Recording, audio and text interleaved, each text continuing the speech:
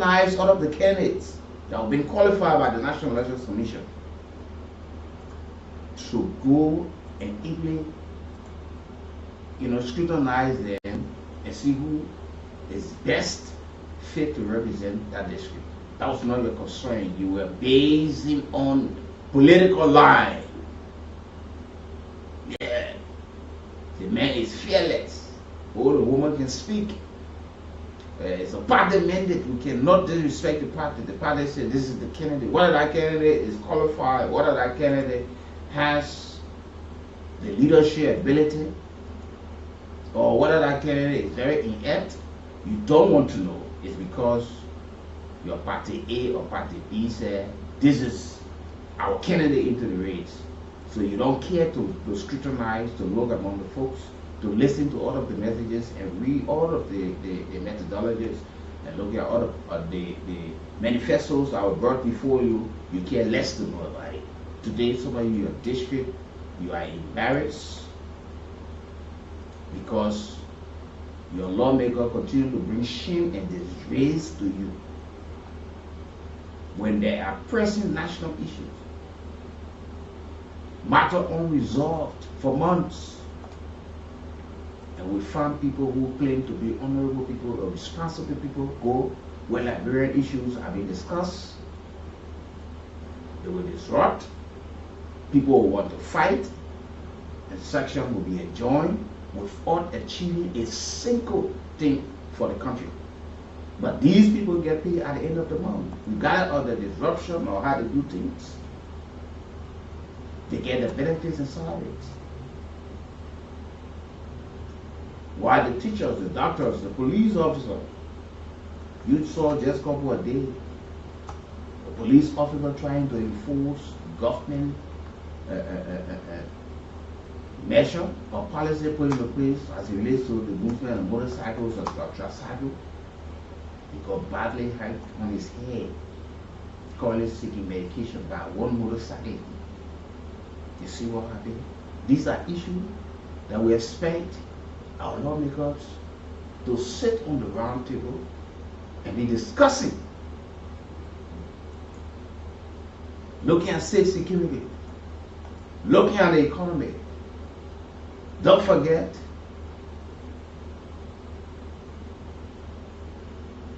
we got some of a national crisis currently. Almost all of the countries in Africa with the halting of usage, aid to struggling countries around the world have been halted. It created a financial gap because they were giving support to our education sector, the judiciary, the health sector. Today, we have to fend for ourselves now. These are things that we expect our lawmakers to sit on the round table and have a discuss. But we are now seeing the other way around.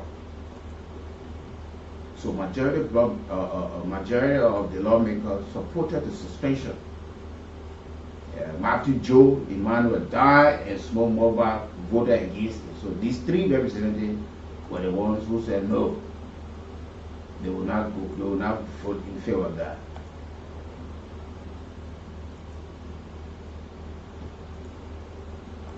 Just imagine that. We've been discussed at ECOWAS Parliament, where the majority bloc voted to recall our representatives at the ECOWAS Parliament. And we were given a slap in the face that once a member is elected and have taken the oath of office, he or she cannot be recalled. He or she must be able to spend the 4 years, except death, resignation, or that person must have gone in conflict with the ECOWAS Constitution. And these are things that we expect our leaders to sit on the table and talk about. They rejected those that we send there. You find one lawmaker dress anyhow, go where people are well seated to discuss critical national issues, looking at the troubling economy, looking at the challenges in the health sector, the educational sector, the state of the security, agriculture, because our stable food, we do not feed ourselves. We heavily depend on the importation rights, which Liberians are now calling for experts, for the leaders of the country to sit on the round table and mitigate that we do not depend heavily on people to feed us with our stable food.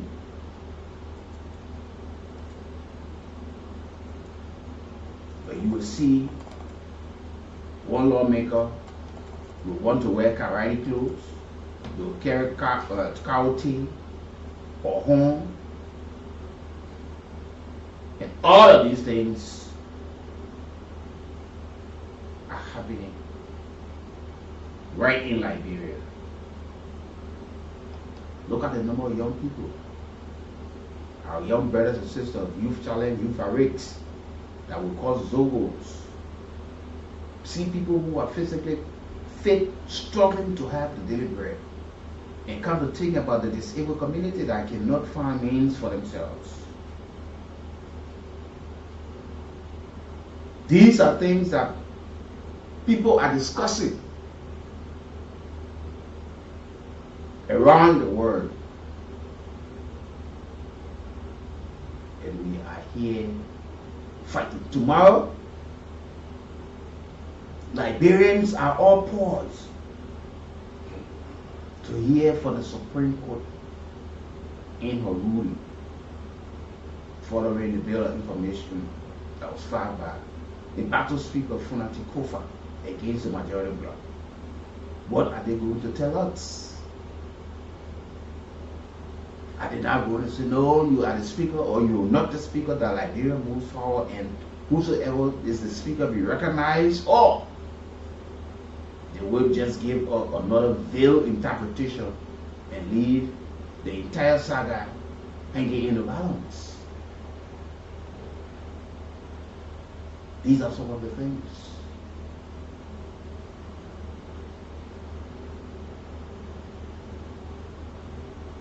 We expect our lawmakers at this time to be talking with the Ministry of Transport, the Liberian National Police,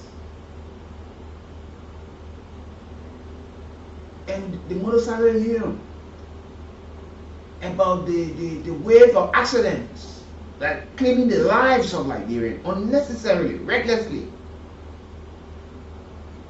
and asking the minister and the Inspector General of Police, Chief of Traffic, why are we having all of these accidents? Is it lack of education? Is it that you just randomly giving licenses to people to just drive, to just move any part? Because it's claiming the lives of people who should not die in such form and manner. These are all critical national issues that should be discussed.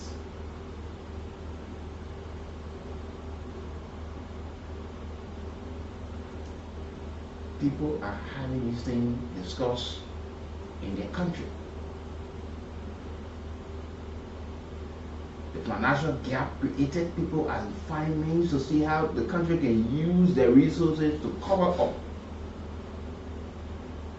While we are here,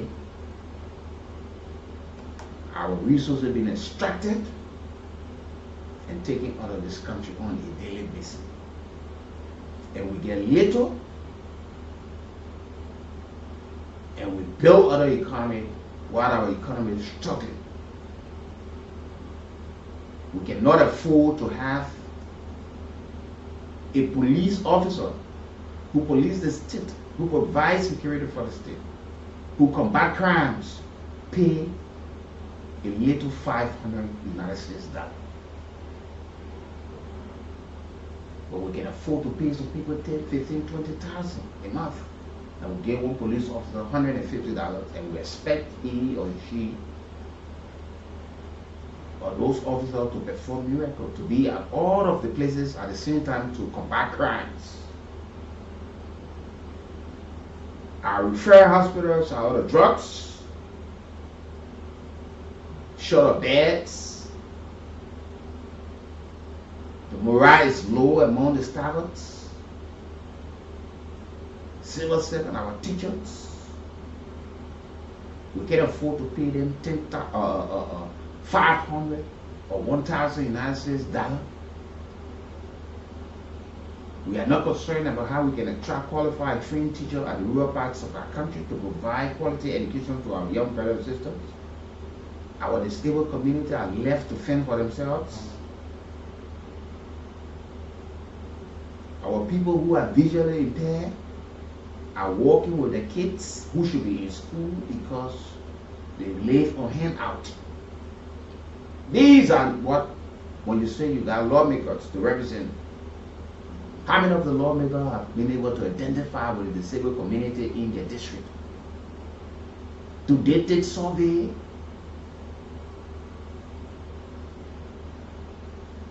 To know the number of disabled people in the district? And all of these things are happening. We've gone months into this matter. Yeah, another lawmaker now being suspended for 30 working session days. What become of the fate of the people of this returning most of our county? What argument can they have on the floor to say, yes, we got our floor fighter, we are. So imagine they will have no representation.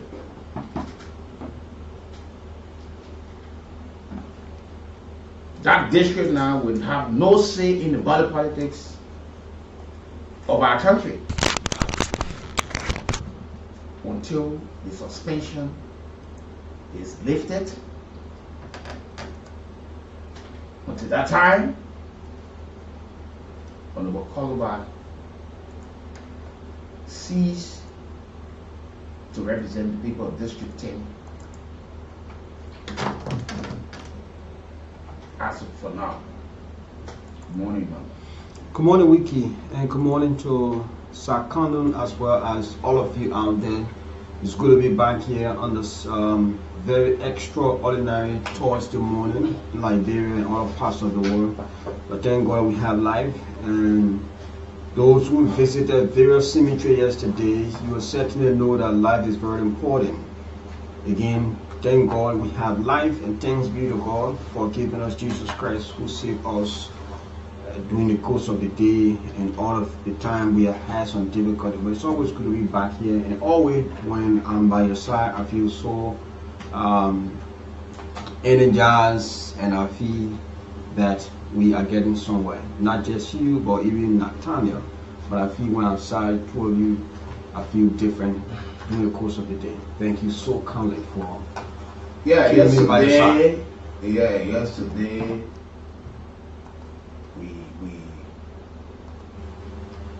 we saw people who are going around to give their relatives, loved ones, a befitting look of where they are lying, following the demands, following the time on earth, the work they did, have gone all to take their rest. Yeah, and so, but there was not a lot of conflict involved into the matter. Some of the graves been abandoned by relatives for a long period of time. So that some of our people who are controlling these sites will sell it to another person. If you go there, maybe after 2-3 years, you have not been to the gravesite. Some of the folks are not even in the country. Mm-hmm. So usually they come to the country just around this time to say, though you are gone but not forgotten, so we need to recondition the gravesite. Some of the graves when you got there actually into we found different name with headstone or whatsoever, but we hope that it was all okay. But this is the impact continuing again. You somebody who there at the Capitol building, but finally the lawmakers are voted to have the District 10 lawmaker suspended. Yeah, in the face of the ongoing suspension at the level of the House of Representatives, the House majority members are expected to leave Monrovia and gather at Farmington Hotel for a 3-day retreat. And that 3-day retreat is expected to look at reconciliation, other trending or other important developments within. No, people need to be serious when it comes to talking, oh yeah, reconciliation. We don't see any sign of reconciliation among them. These people are totally divided and it causes serious problem and embarrassment for us. You saw ECOWAS quite recently, they rejected the Kool people that he sent at the ECOWAS parliament, they rejected them and said they can only work with those who they know have taken oath of office. So where is the reconciliation task? Kool and Koval yet to smoke the peace pipe. Olemba ruling is expected on tomorrow by the Supreme Court. You know about that. What comes out of that ruling? Liberians are all eager and waiting to hear exactly what will be said to them. So listen to the Chief Justice just the other time she apologized to Liberians. Yes. For some of the ruling in political cases and how biased some of these things being. And for the first time in many years to have heard it from the Chief Justice, the head of the judicial branch of government.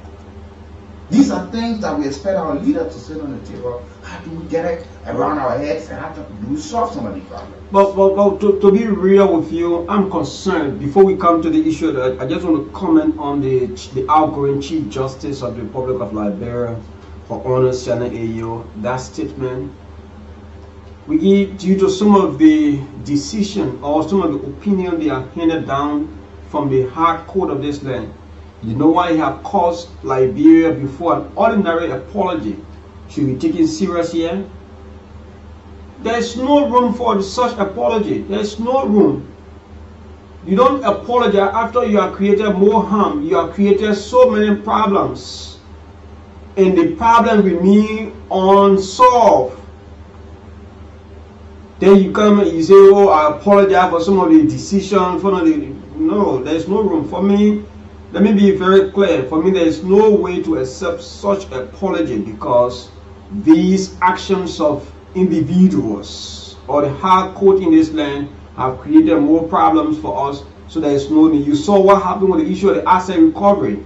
After 9 months, all of these decisions were things that had the means of taking us from one step from where we are to another step forward. But these things were siphoned, quote unquote, from the decision they've been rendering in high profile cases. You know, and then the outgoing Chief Justice want to apologize. For me, I would not accept the apology because we want them to keep their apology and change their behavior. What is right should be right. What is wrong should be wrong. When it is wrong today, it should be wrong forever. But you can't be there. People trust you. They have high confidence in you, but you all allow yourself to be driven by whatever means you thought that would have been the best thing. At the end of the day, you can't want an ordinary apology. Why people go to jail for, some of them go to jail for lifetime, some of them being released after they have committed huge crime, and all of these high profile cases. Some people's land has been taken. Some people today, they have been homeless because of some of the decision rendered on land cases in this country by the Supreme Court. Some people built their duplex. They hired their money. She said for a perceived faulty and biased decision rendered in high profile cases, especially political cases. Yeah, that kind of thing. Yes, one such she spoke about is the issue of the decision ultra viral opinion expressed in the leadership crisis facing the House of Representatives. The Supreme Court left Liberians in suspense even up to this time. Liberians are still in suspense as to what comes out tomorrow.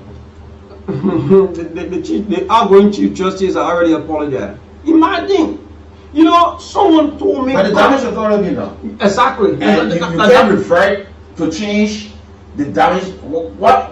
No amount of apology. And this is where. Let the outgoing Chief Justice keep her apology and tell those who lead to remain on the bench no, but to change their behavior. Sometimes Emmanuel is good at times when people realize the fault. We hoping for a better future. Whoever comes in can begin from there to move our country forward. The fact that she's single and have realized that some of these things that they have done, some of the decisions, some of the ruling from some of the lower courts or from the Supreme Court have affected people badly. So there are people, like you said earlier on, there are people who were convicted wrongly because they didn't have money.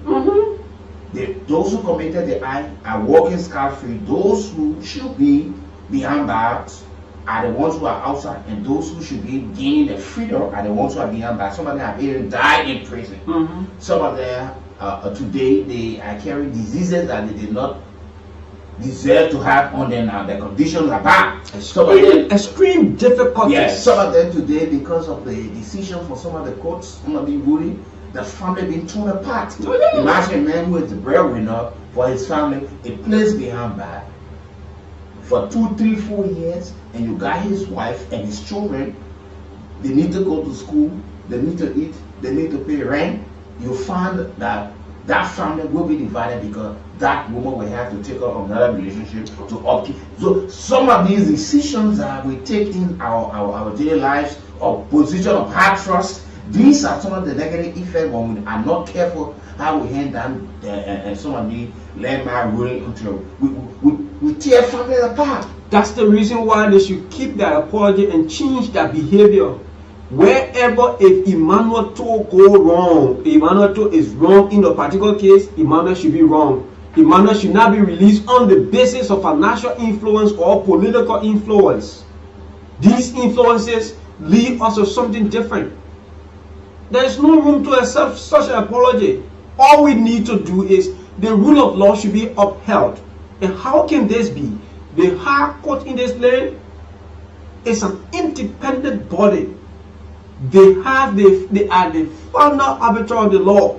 Whatever they say based on precedent cases, all of that is what they do. But today, Liberians have witnessed the Supreme Court, not different court, but the Supreme Court. These days is one of the highly problem creator of our country. Imagine you go again or landmark ruling into the impasse. The whole country got confused. The debate got very huge. Both sides of the coin celebrating themselves on grounds that they have won their respective cases. And if you look at what she said in 2023 they had a total of 50 cases. In October of the same year, according to her again, they had 51 cases. Also in 2024, March 10 according to what she said, we had 47. While in October of the same year, we had 76. And all of them were heard with decision random. Also, we have taken measure, according to her now, they are taking measure that the number of bills of information don't crowd our court docket.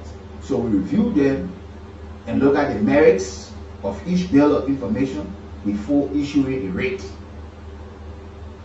Because we can't be having the number of cases and not being tried, and just adding up and adding up and adding up and adding up and adding up and adding up. The comment of the outgoing Chief Justice of the Republic of Liberia has validated the argument that the Supreme Court alone has created more harm in this country in more recent times than any other institution you think about. Though other institutions are creating their own harms, but the Supreme Court harm has been very, detrimental to the ordinary lives of the people in this country. We can imagine, as we speak, tomorrow is Friday, the Supreme Court again. Don't be surprised that they will give another opinion. I'm not prejudging the case, okay? I'm just saying that Liberians should not be surprised that the outgoing Chief Justice will come again and apologize to Liberians for some of these political cases. Because in the face of the apology rendered by the outgoing Chief Justice, there is also another high-profile case the bit of information. And according to what we've been following in more recent time, the nomenclature during the case or the bit of information have been filed where he saw the issue regarding purported speaker.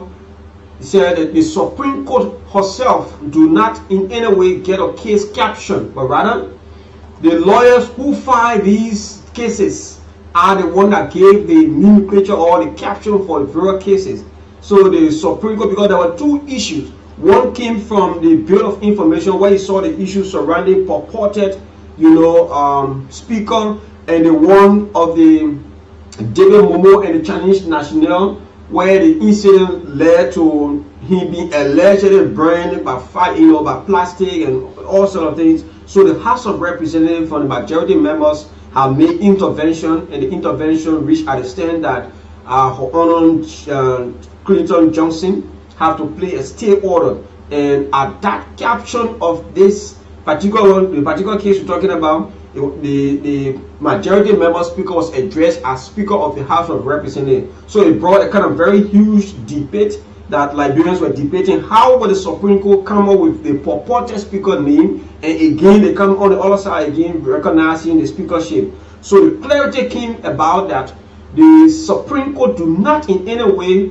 create caption for cases, but the lawyers that file their respective cases, as the Supreme Court receive these cases, when they are giving out citation based on the nomenclature of the cases, that's the citation will be sent out to whoever party is involved. But the Supreme Court, who the outgoing Chief Justice and the Chief Justice to come after Her Honor Siadeyo, let them forget about ordinary apology. Let them be very exact to the point, dispense justice without fear nor favor, or they should not be impartial.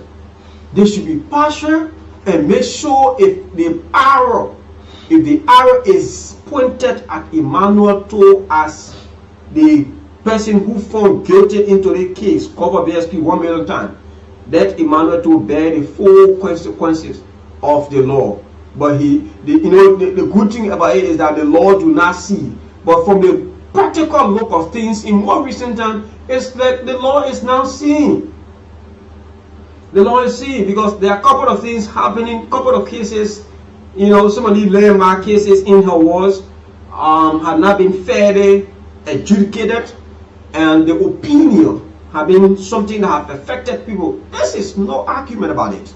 Thank God she realized it when she was going, or when she currently leaving the entire Supreme Court. So in my mind, what is also running now is that if she could have had a means to continue her Chief Justice position, she couldn't have recognized her error.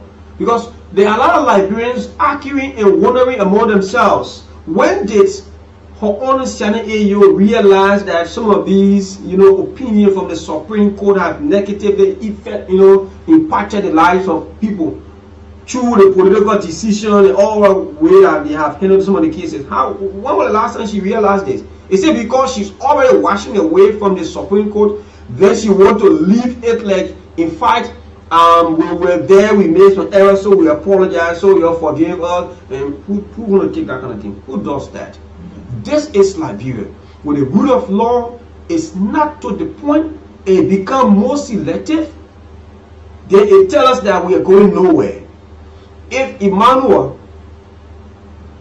was told not to use this route, and at the end of the day, those who should have implement or enforce the law compromise and allow Emmanuel to plow that route wherever he's heading, go there, him back, use that same route and all of that, I don't think we go anywhere. It's because of the number of people that we got as representative or senator who are not performing, most of them not performing the duty in representing the people, oversight, lawmaking. You got committee on judiciary, you got some of these cases, some of these matters, that before the court, the delay, all of these things should claim the attention of the first branch of government. Where they be, because they should be able to intervene. Why are we having this length of time to have this matter resolved? What are some of the issues? Is it that budgetary allotment small in handling judicial matter of our country that we can get rid of this and move to the next one? But all of the energy and time is in the in-house fighting. So the other branches of government that they should separately watching and in coordination with them, allow them to run their own show. Yeah, because since I took up assignment at the level of the Liberian Senate, 3 years running now, I have not seen a single member of the judiciary being summoned to provide clarity like what you find member of the executive normally do. The only time you find people coming from the judiciary branch is when they are discussing law reform. Then that moment you see them bringing on some of the head of other institutions within the judiciary and other committees within the judiciary. You see them coming, but to really do it, and in fact the very first thing they will always say is the separation of power and all of that. But we hope that those watching from outside, and even the Kool being Chief Justice to replace her Honor Shannon Ayo, because the gone opening of court was her final message as Chief Justice, meaning on the 26th of June this year, she going to say goodbye to the position, and another person going to be nominated by President Boakai, and the communication will be forwarded to the Liberian Senate, and the Senate Judiciary Committee headed by Senator and in that whole message, she also criticized the Minister of Finance for taking unilateral decision when it comes to the financial matter. So they have not been given the kind of budgetary support to have some of the courts established or to have some of the cases heard. So like I said earlier, so these are some of the things. That's why we see we got all these different committees at the lower house and the upper house. They are the shadow minister or whatsoever for the ministry agency or for some of the branches of government, where because you can tell me we'll be struggling with the education system, then we'll have a committee on education. They are there to make sure to find means. You are there to call the minister or education. Why are we not having qualified and competent teacher in the rural parts of our country? Then the minister will be able to tell you, oh, because we cannot attract them because of the low salary, because of the low budgetary allotment. Then you see, finally, why are we having all of these cases that have not been tried by a Chief Justice or Minister of Justice? Why are we having overcrowded prison? You're chairing a committee, judicial committee. Why are we having overcrowded prison? Why are we having holding cells overcrowded? We get too many things happen to our country and we allow it just go down. Too many things run down. So the blame is always before these people. The situation. And don't forget that these are the very same people who can confirm these people for them to take those positions. Yeah, that's the reality. So this is what happened. We at the level of the Senate, the chair on education is Senator Nathaniel Fano McGill, and the committee was previously chaired by now Ways, Means and Finance Chair Senator Prince Kemo Moy. In the 54th legislature by them, Senator Moy was the chair on the education committee, and today he also is a member of the committee as we speak at the level of the 55th legislature. So you will get to understand that the issues surrounding education matter a couple of times. There were citations served even on the 54th legislature when former Education Minister Dao Ansu Sunin, who once served at the level of the University of Liberia, he came and there were a couple of questions. Those senators from the southeast and hard to reach counties like the Bakpulu, and you can go on naming not Grand Cape, but you can name Riversense, going up to Sano, the southeast side. Those counties, the lawmakers, the senators were very concerned about the issue of, the shortage of instructors who will be instructing students at various schools across, the southeast and other adjacent counties. But when you take a look, some of the time these former and current education ministers will appear, the challenges are enormous. There are a lot of songs that have been sung by these, public officials. One thing is the instructors, they refer to as volunteer instructors. But this country, to be real, at times we need to take some decisive decisions that meant well for the ordinary people. Because all of these people have challenges. Even the instructor who is on government payroll has challenge. The ones that are not there, we refer to as the volunteer teacher themselves, they have challenge. The challenges are there. So there's a need to really sit and look at it. Go back on the drawing board. Let's look back to where we came from, where we are and where we're heading. But too many things are happening. You go to the educational sector of our country, it has problems. All of the sectors in this country has problems now. When you take a look at the legislature, many a time when you tell Liberians that the members of the legislature, particularly the 55th legislature, they don't want to go to work Tuesday and Thursday. They go to work from Monday to Friday, and at some time they can be there Saturday. But the plenary made major decisions on Tuesday and Thursday because the plenary of the legislature of both houses are major decisions. In fact, they are the biggest decision maker, because at that point they will debate the issue, there will be opinion, there will be debate from all sides of the coins, and there will be a decision taken. Like the level of the Senate, they do not vote on major things on yea and nay like during those days. That has been a reform issue. Before you vote, you must vote per record. Even 10 years from now, all those who voted for the budget are passed, the 2024 budget. 10 years, 20 years from now, in fact, maybe or 30 years from now, that record will be there, and whoever wants to have access to it can go there and have access. That is how they are taking some of the decisions. But let me take you to the House of Representatives. We've been concerned. The House of Representatives of the Republic of Liberia, they are set to host a legislative engagement retreat under the theme Unity, Integrity, and Modernization. The retreat is scheduled to take place on today. It starts today, the 13th of March 2025, to Saturday, March 15, 2025, at the Farmington Hotel. Somebody said another means has been created to eat more money. And Liberians are saying that. Liberians are saying members of the majority members of the House of Representatives have again created another means to siphon sufficient money. So let me the very same Farmington Hotel where Impacto Speaker Jonathan Fonati-Kova kept members of his bloc and won the election in January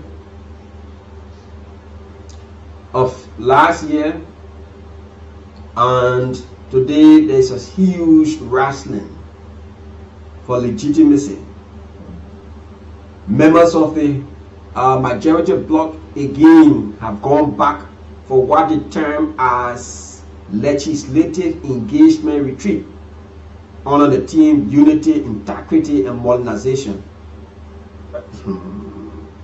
This event will be graced by distinguished guests, including Honorable Alban Sumana King IV, Speaker of the 9th Parliament of the Republic of Ghana, and Honorable Ibrahim Bendu, Majority Leader in the Parliament of the Republic of Sierra Leone. Their presence underscores the importance of regional parliamentary collaboration and experience sharing.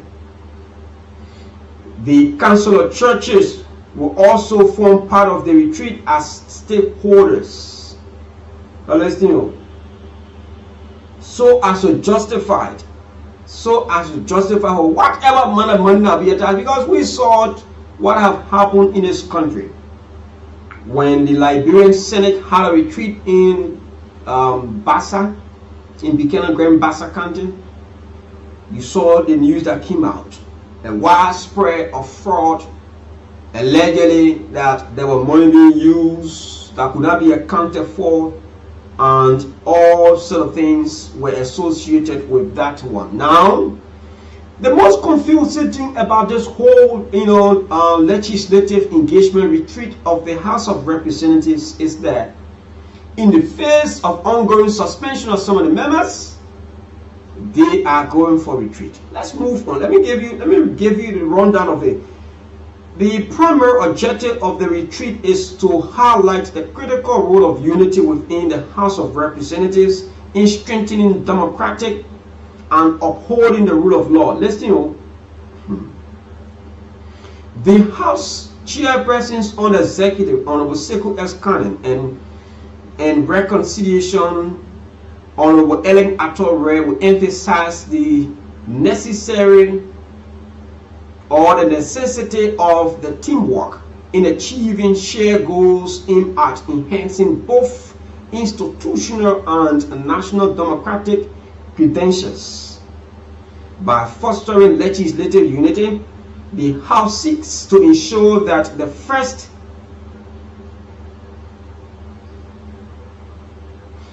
By fostering legislative unity, the House seeks to ensure that the first branch of government effectively contributes to Liberia's growth and development and the building of a prosperous society.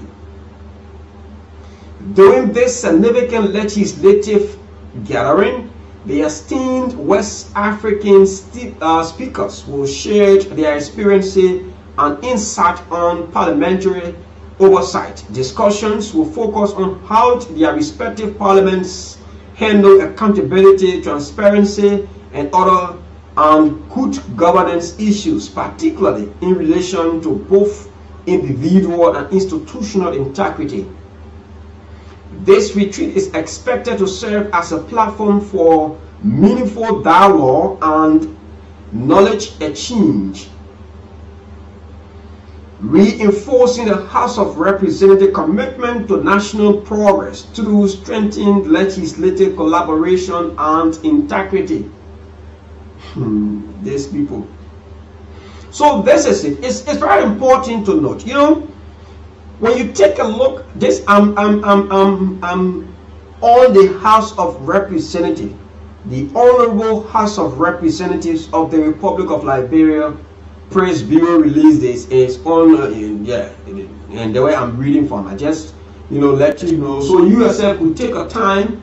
All you need to do is just go and search for the House of Representatives official Facebook page, and you see the information put there. That was placed on yesterday, and you can have some time. They are still carrying on people being suspended. Why they are now Ellen Atore, who is the chair for the Committee on Reconciliation and all of that, is expected to also deliver a special message on that occasion. But when you take a look, there are reports that the two parliaments that have been requested or been invited to form part of this retreat have had similar issues. When you take a look at the speaker from the Sierra Leonean Parliament, you also see the majority leader in the Parliament of the Republic of Sierra Leone. So there are also reports that the Ghanaian Parliament themselves have had similar issue of what is taking place here with the removal of speaker and all of that. But how the House intend to actually achieve their goal of reconciling themselves. How do they intend to do that?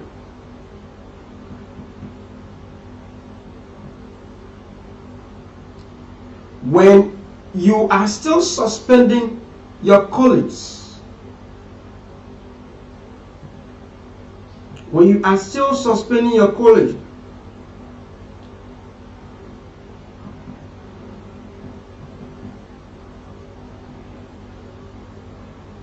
you know, now they will be there.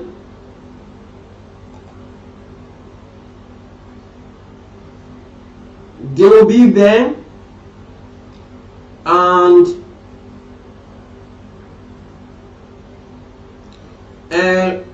while the struggling taxpayers are paying their taxes, members of the majority bloc now will be at the level of the Farmington Hotel, spend 3 days there, wine and dine. They go and normally I saw when now Senator James Emmanuel Nukwe, when he became speaker on a web ballot after a very severe Rick Monroe, a tussle between former Speaker Ellis Jenica Tyler and now when Senator Nukwe by then he was representative, became Speaker of the 53rd Legislature. Following that, you will understand that there was a retreat hosted in Ganta Nima County, and the retreat was inclusive. And those who have had a very deep understanding of legislative engagement and all of that, while on the grounds of the Capitol, we've been going around, some who have stayed around the Capitol for a couple of years, who have been so much experience in these things, and we were concerned, how do the House itself reconcile when you still have a group of people calling themselves a rule of law caucus? Just not that, they are suspended members and the suspension is early up.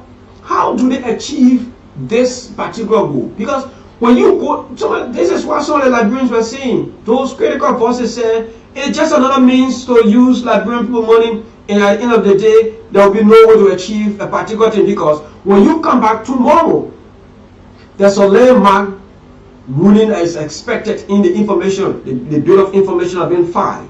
It is something concerning. It is something concerning.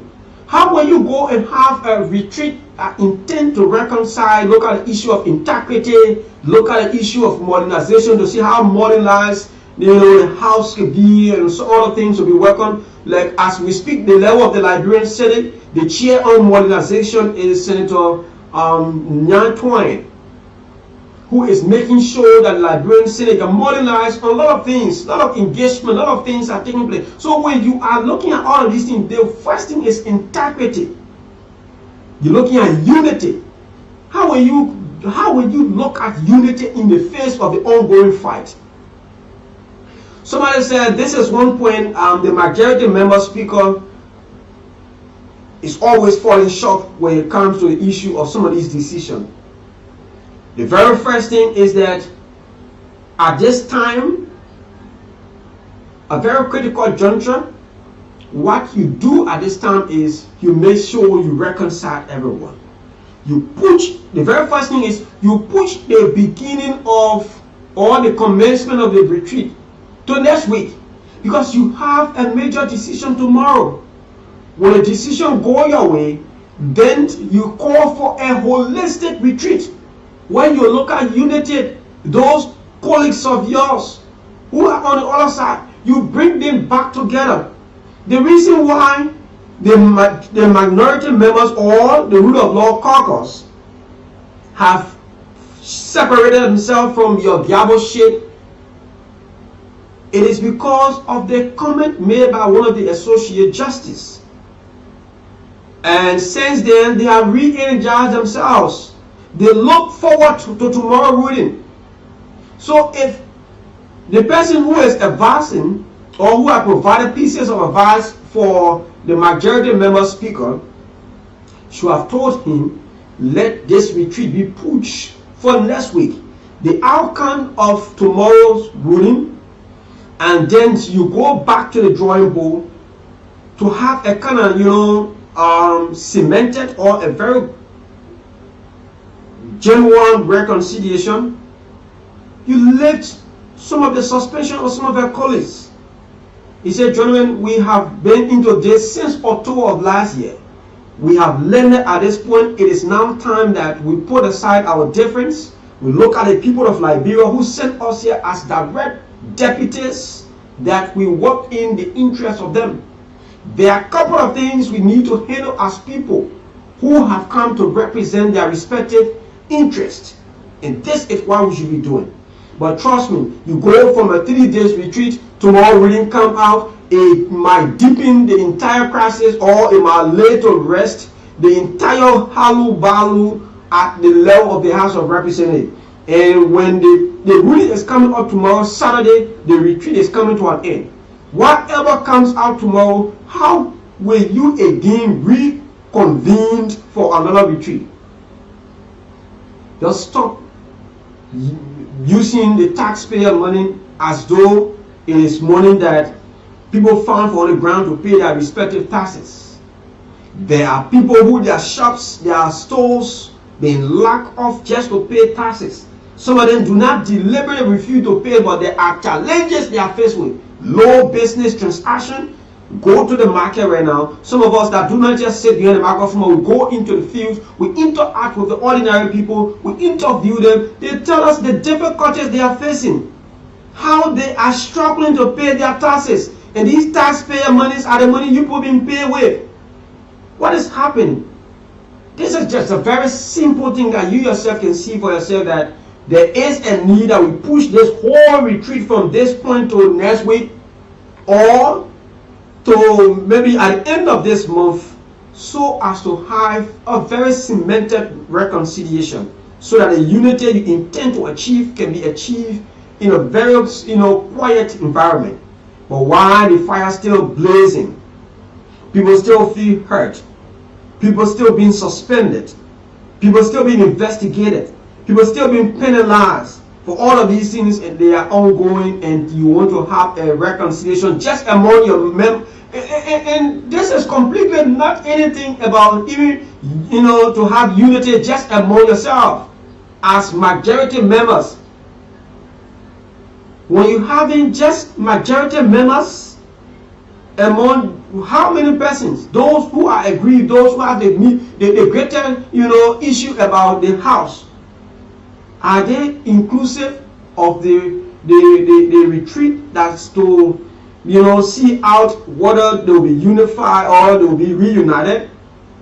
Look at integrity, look at modernization, and all of these things. Do you think that the rule of law caucus, those hierarchies, or those who are suspended, like Representative Josiah Marvin Kool, will they all be part of the retreat in Farmington, at the Farmington Hotel, where Olive Branch is extended to them? And even if it is extended to them, there are political pundits who are predicted that there's no way members of the rule of law caucus can accept any other Olive Branch to them, where there is a landmark ruling expected tomorrow. We have to be a little bit more strategic. We have to be more persuasive on issues that mean well for our people, that we claim to love. We have to put aside things that have kept us apart. We have to get more engaged in things that will always put smile on the faces of the ordinary people. The people whom we said we are in the battlefield to better up their lives. Since we have had the issue of being in the battlefield to better up the lives of the people who we say we believe that they should live a better life, from a look of things, from practical standpoint, we are taking their life from an already struggling woman, going back to places where they never intended to be. And we must be careful. I hope members of the majority bloc of the House of Representatives will rethink their decision to cut off this particular retreat that seems to be not inclusive of people who feel more aggrieved. And you want to look at unity. Unity is a very key component. When you are the legislature, the issue of going out to lobby with your colleagues, you must have unity. Believe me, there is no way Representative Josiah, Representative James Kool, who is now members of the majority members bloc or the majority bloc, and who is now the rule of law, the chair on rules, order and administration, under the gabership of the majority member speaker, will go and lobby with Representative Josiah Marvin Kool. They are from Bond County, District 2 and District 3. But don't forget, Josiah Marvin Kool, Representative Josiah Marvin Kool, feel he will be, forcefully taken off the committee that Representative James Kool now occupy. And he feels that they have carried on an act that is unacceptable. So there's no easy way that Representative James Kool can go and lobby with Representative Josiah Marvin Kool. What is the unity right now? When you take a look at what is happening in the House of Representatives, imagine, folks, let me tell you something. As you are aware, the House of Representatives, for the majority member side, they told the Liberian people they should have returned to the chamber of the legislature, particularly the House of Representatives. This chamber, before the pronouncement, there is a report that they have already changed the selenium, they changed the lock, the keys, everything on that particular chamber of the House of Representatives. They did all the cool. At the end of the day, on the 11th, they on Tuesday, they should have returned to the House of Representatives, the main chamber. But sometimes they find means to justify their actions. They will say, they as member of the House of Representatives, they decide which chamber becomes the main chamber. But then those comments were coming when we had a heated point at the impasse at the level of the House of Representatives. But then the joint chamber was being used by majority members of the House, while the minority bloc held by the now rule of law caucus chair Musa Assam Belete, the political leader of the CMC, and they were using the chamber where they were jointly using before the impasse. At that moment, the comment started to come that members of the House of Representatives decide which chamber becomes the main chamber. And we were concerned as journalists. We were referring to the chamber now that has been locked off, that are being used by the both parties. We were referring to that as the main chamber, and clarity came about from some of the lawmakers. So they were to return on Tuesday of this week, the 11th of March 2025. This is what happened. They were never successful to return to the House, and they have to go back to the executive pavilion. They went back to the executive pavilion. I will speak with Moses Pape Gibson. Moses Pape Gibson is our House of Representatives correspondent, and he reports from the House.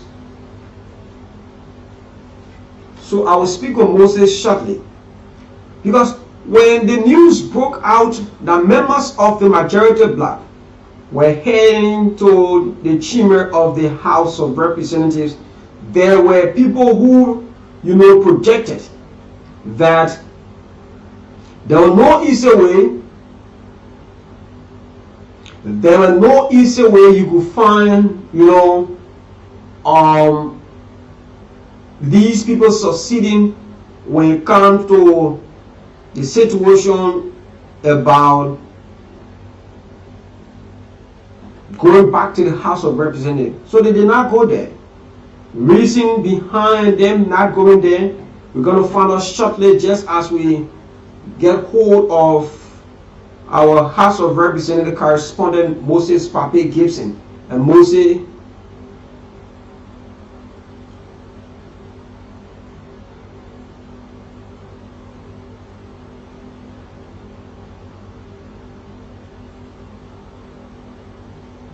okay, so let me inform you folks, I'm receiving a very credible information from one of our colleagues at the level of the judiciary. You know, the level of the judiciary. My colleague is informing me. He said there will be no reading tomorrow. There will be no reading at the Supreme Court tomorrow. The responding party were told to send their response on or before the 14th. So there will be no reading, because after their response there will be hearing. There will be hearing. So when they send their response before all, so when they send it now, which is tomorrow, after tomorrow there will be a hearing.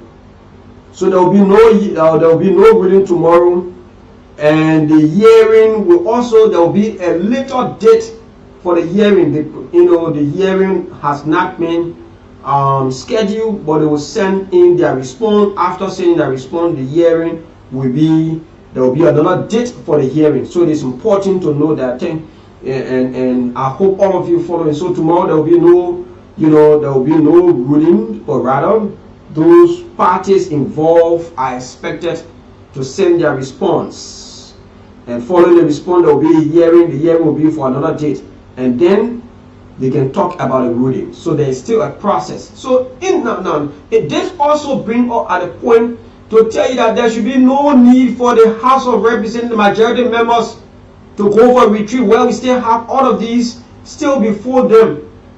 They have unresolved issues that are so,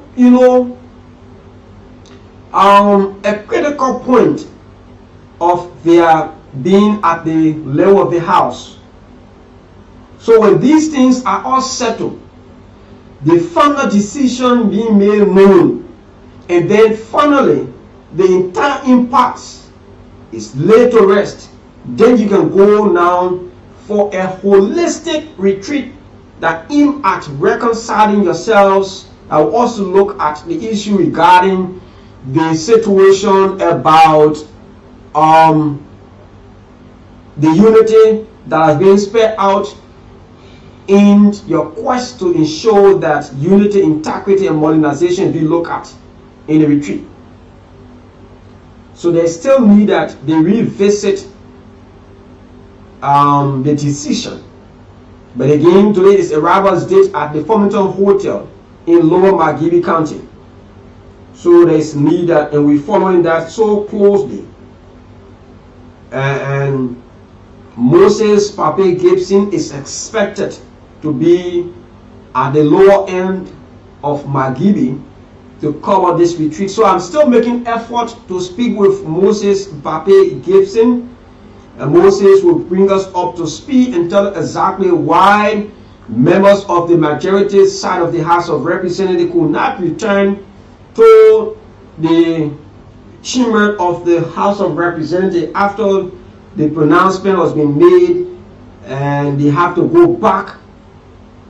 You have to go back to the executive pavilion, and I'm told that there was a very heated exchange between members of the rule of law as well as members of the majority side.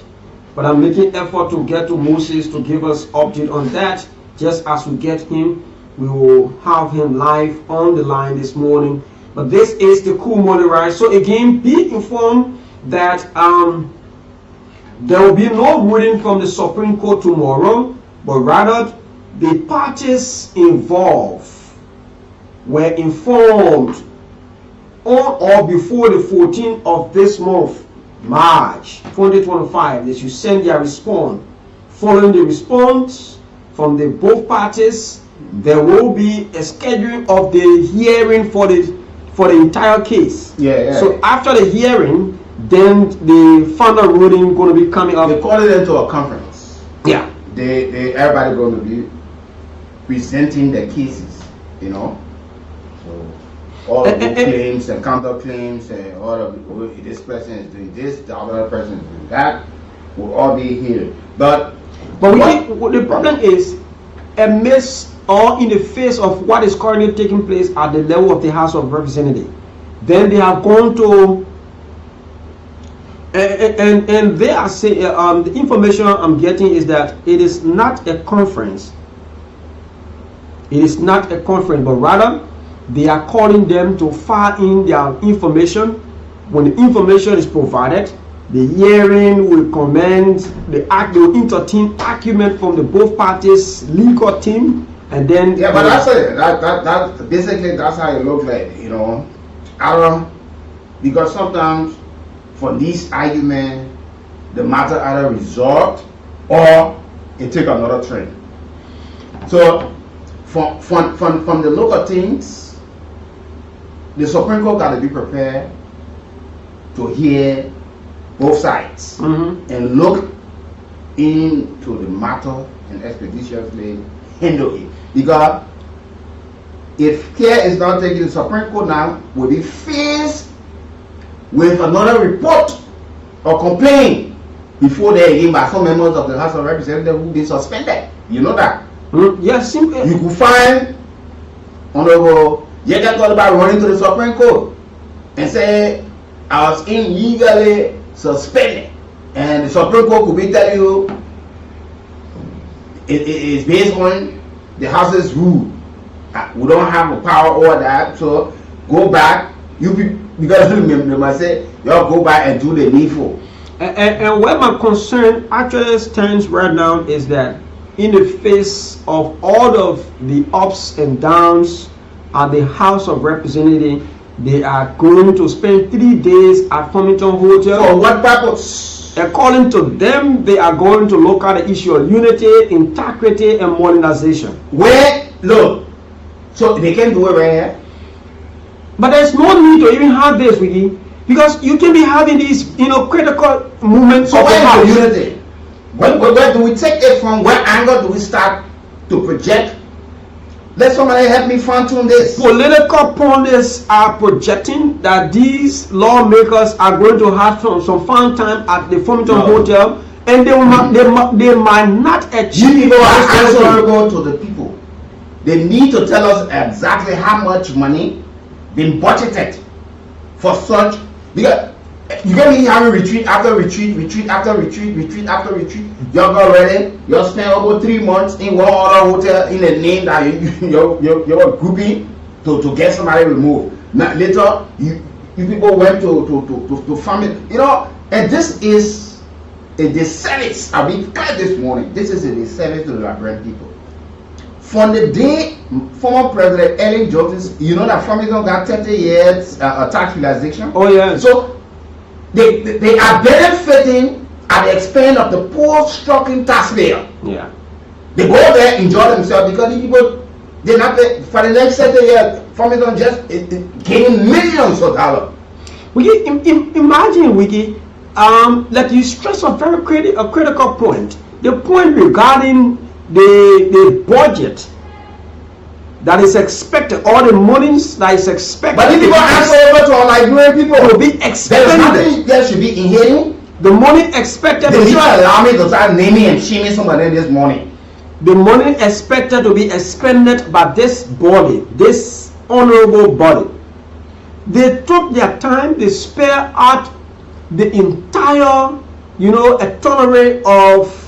Please give the autonomy to the Liberian people. They deserve it. Yeah, okay, let me just recap. And we will further discuss it. Please make sure you break it down for the people. The House of Representatives of the Republic of Liberia is expected to host a legislative engagement retreat under the theme Unity, Integrity, and Modernization. The retreat is scheduled to take place from Thursday today, the 13th, to Saturday, the 15th of March, 2025. At the Farmington Hotel in Lower Margibi County. And they will pay for everything I will eat and I will sleep there.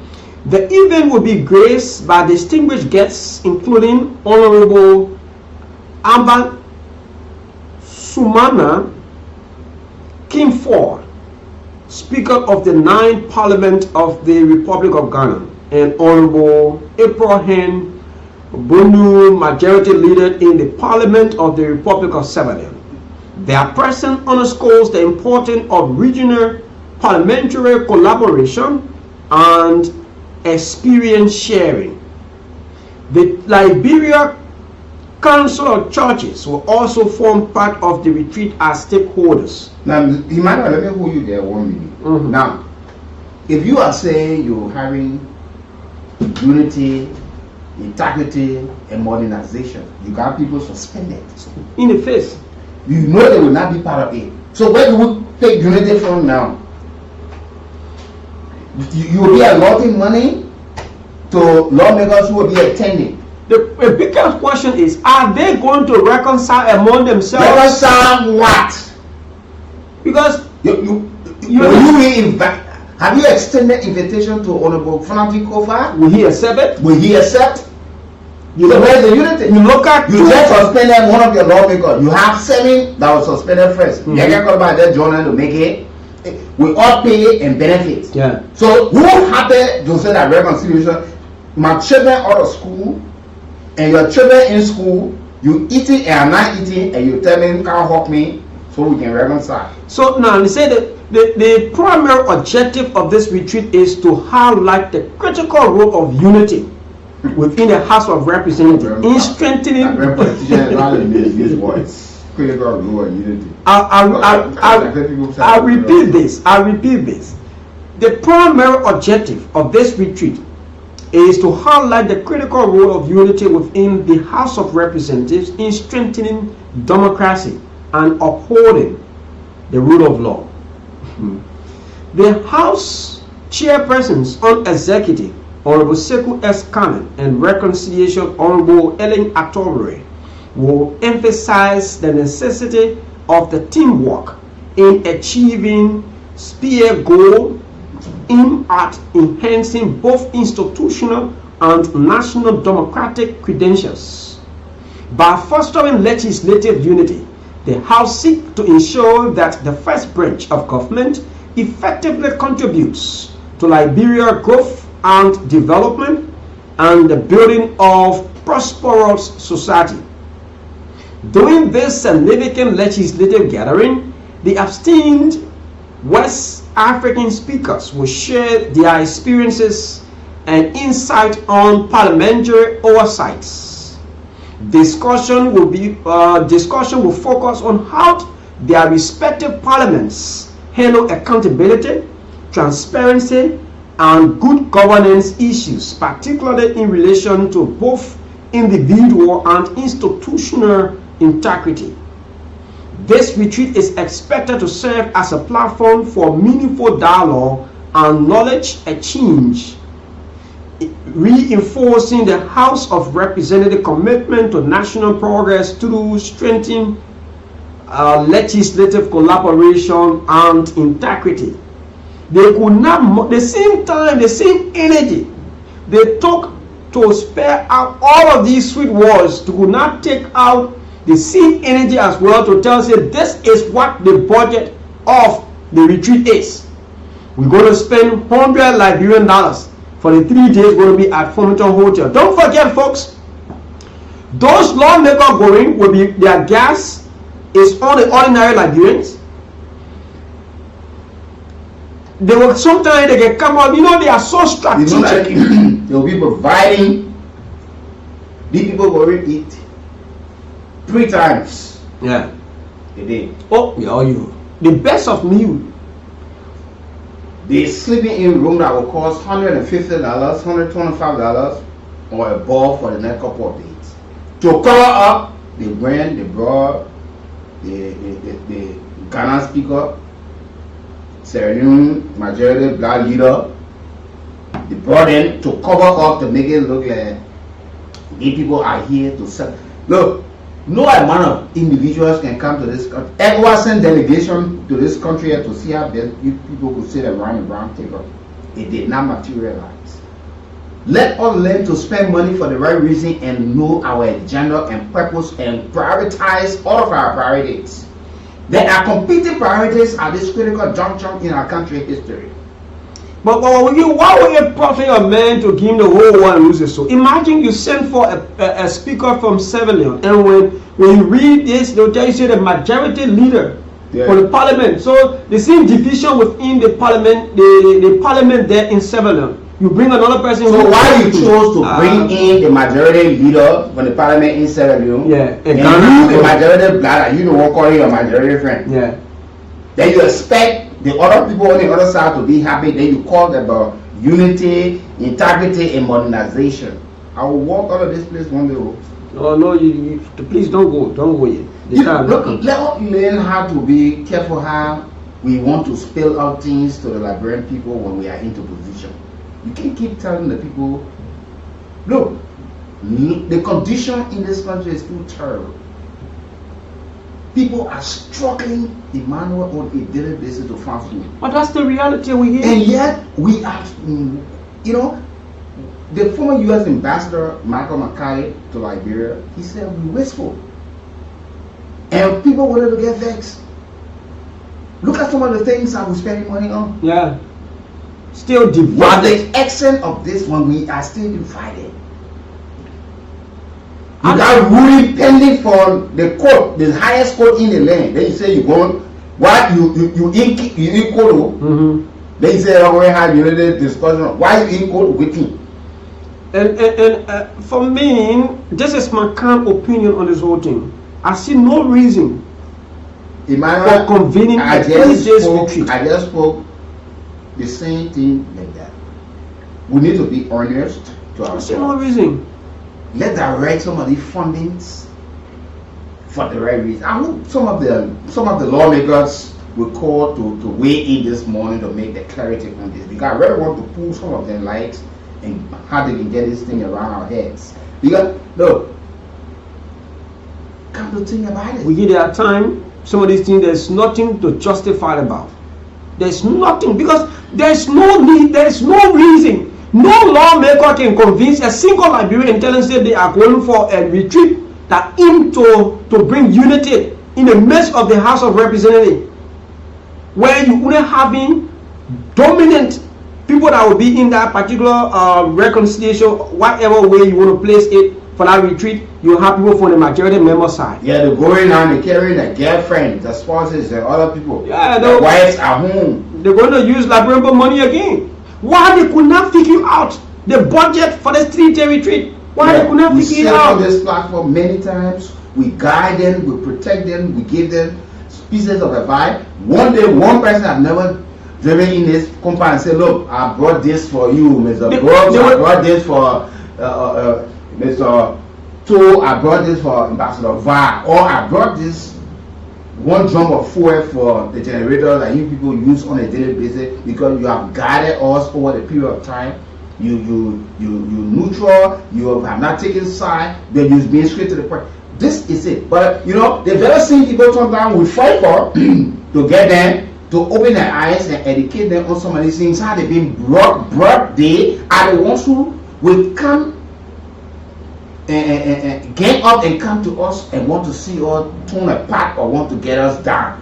But when they are having their problems, they want you to get involved into the problem. These are the people you elected. You see how you've been treated. You see how the money being used.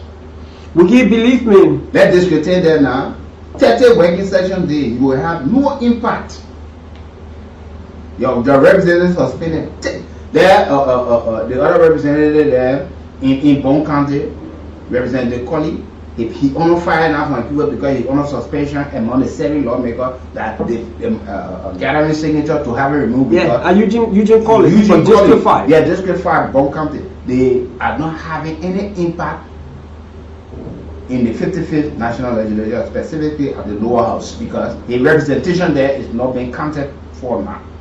And we can believe me on the issue of some of these lawmakers to walk in here and appreciate this institution. They will not do it on grounds that we are not pro-single. No, we don't like to call lawmakers' name, because so now when you say, "Oh yeah," because I can always say to anybody, whether you like it or not, Honorable Marcus stand tall. No, but whether somebody hurt somebody or not. Besides being a representative, we have a very friendship as well. But we need to be real with you. Let's shy away from picking up his phone. One person who listened to this radio, they look on Friday. What are they doing praise singing? But those are reality. Look on Friday. I got friends who will normally check on me. I got friends that I normally check on. They go on Friday when we hosted the motorcyclists. The lawmaker, with no delay, he called in and apologized on the platform to the cyclists to have not been prompt in addressing the issue. When you saw even during the issue of the suspension of those non-compliance government officials, the CEO called on the show and also openly apologized that it was not intentional, and he makes amends for it. Today he's clear out. That's what they call leadership. So when we preaching unity while we are divided, we want to sugarcoat it, we want to make something look so fine in the open, and behind the scene we are fighting. Sometimes I sit for my, what if you bossing somebody's office, you say you go in the office, forcefully opening people's doors of their vehicle. You call that unity. Then you say, where you going to reconcile when the man have burning like the place sitting there paying this? So I'm wondering who is providing pieces of advice for the majority member speaker. If they got money, they can hire me. I can give them quality and high-profile pieces of advice that will guide this country to a better level. But if they don't have it, we'll provide it from this side voluntarily. There are reports that when they are not in these critical positions of our country, they will have the listening ears. But when they upon their ascendancy at these strategic positions of our country, by that time now, some of them, they are being described as fakao. All of the nice pieces of advice will be provided by those who have been hired to play those roles in government, but they will choose to sometimes ignore some of those pieces of advice that meant well for the ordinary people. Where are we? Wow, the Bible says every horse that rises against itself, the horse is bound to fall. The House of Representatives that continue to stand against herself will fall. That's the Bible. That's what the Bible says. You can be having a kind of heated division in your midst. Then you go into a Fullerton hotel, spend 3 days, 3 solid days to have a retreat where you're going to have your time to be cruising, doing all what you choose to do at the expense of the ordinary Liberians. Liberians are still going to bear with empty stomach. The proliferation of illicit drugs in this country, the floodgate is still open. There are a couple of things. Health facilities across this country is still vulnerable. People dying by the day because of the lack of some of these very essential medications. Liberians are on radio, on television, SOS call for one point to another. Why these things are happening? Well, Liberia is solid with natural resources. Very small handful of people, 5.2 million. They cannot get the benefit, the dividend of what God has entrusted into us due to bad governance. When will Liberians get up or rise up to the occasion that you have effective and functioning health facilities across this country, where people will not need to go to Ghana, people will not need to go to India, people will not need to go to other countries for health related issues, except when it's beyond our control. But we should have a functional health facilities across this country. A healthy nation must have a healthy people. Abject poverty Liberians are into. Then you craft also means to get certain fees for these retreat. You just sit and craft means just to siphon some of the monies and to find means to justify. What is the meaning of this? Where have Liberia gone wrong? What did Liberia or Liberians, where they went wrong by entrusting you people and voting for you? Believe me, there are some of the good lawmakers in your midst. There are people who are very conscious-minded people. They have told you to cancel some of these very same retreat, but you have been deliberate in your response. This is unacceptable. This is a disservice. When you have the time to read and explain why all you'll be doing it, you should, for transparency, because you are inviting your colleagues to come and tell you how transparent a legislative process can be. Since you looking at the issue of integrity, why you could not bring out the budget of the retreat? You look at integrity in your record on the page of the House of Representatives. You talk about integrity. You talk about modernization. You finish burning somewhere, you talk about modernization. You burn it to modernize it. Why you could not bring out a budget? Tell the Liberian people, though we have the ongoing impasse, but we want to maybe find a means. Just tell the people the truth. That we want to find means to ease their money. It's clear. There should be no way to sugarcoat the whole thing, because you will find it difficult to achieve this when you still have a heated process at the House of Representatives. When you suspended Representative Kool, he said you are joking, meaning he will fight back.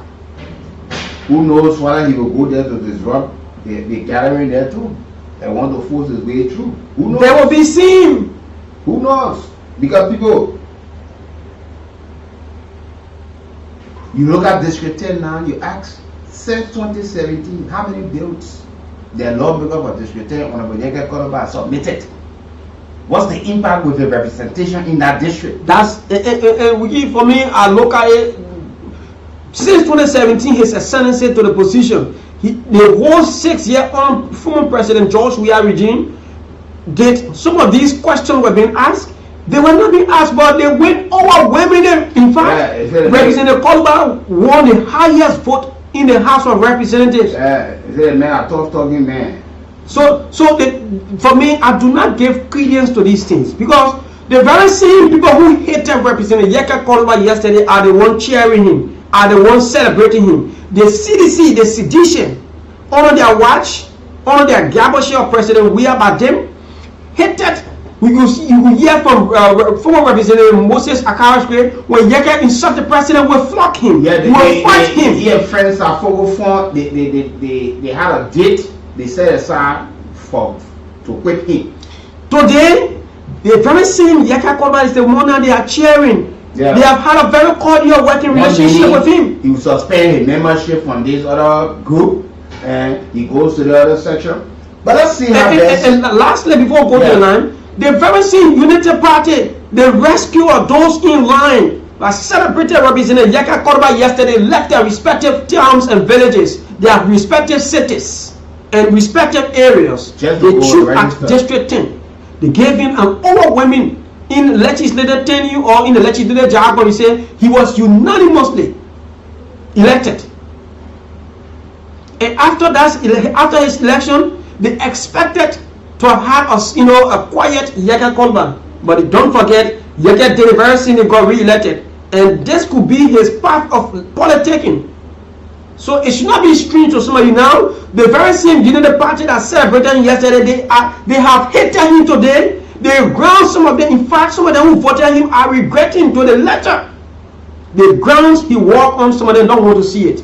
But yesterday they were celebrating him. Yesterday, CDC hated him. Some of them went as the extent they did what they could do. Today they are celebrating. What is the meaning? Where do Liberia or Liberians stand on this? Yesterday he said he couldn't sleep at home because his wife was being threatened.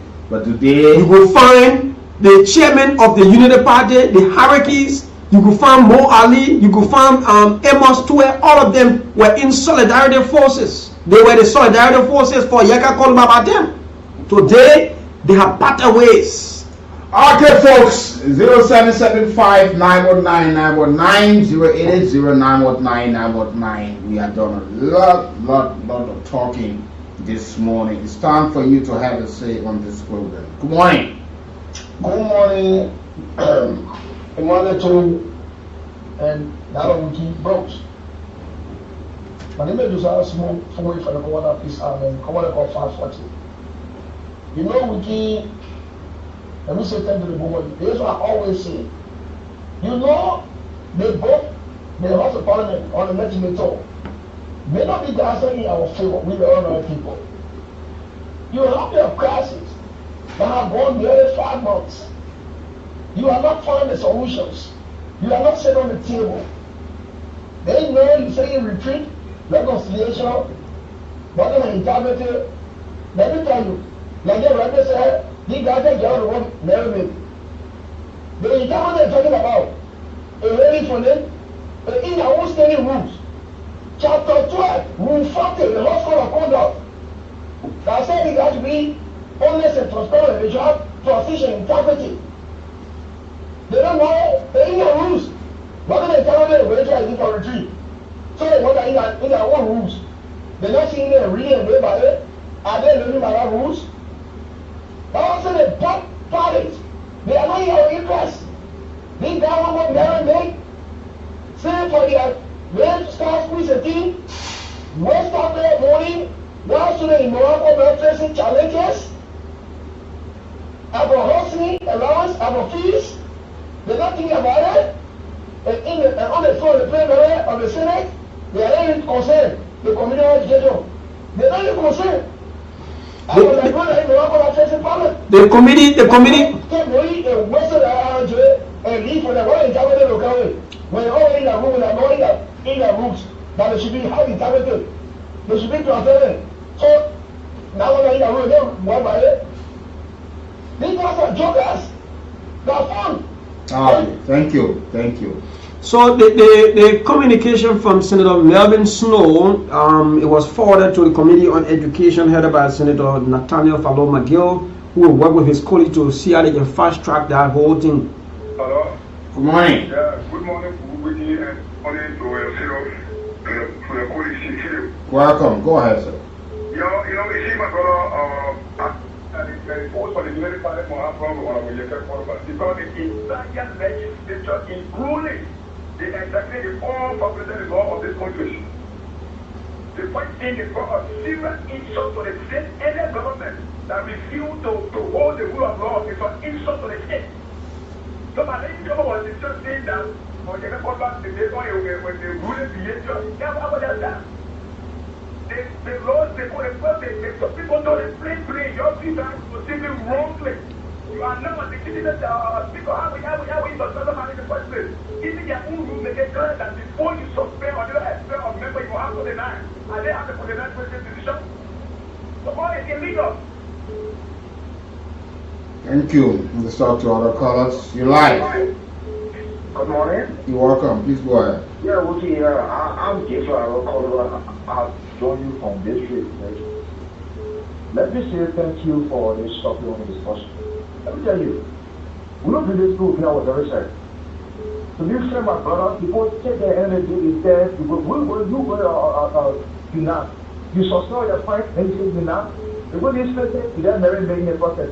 I listen to your call. You made a violate all the laws in the present.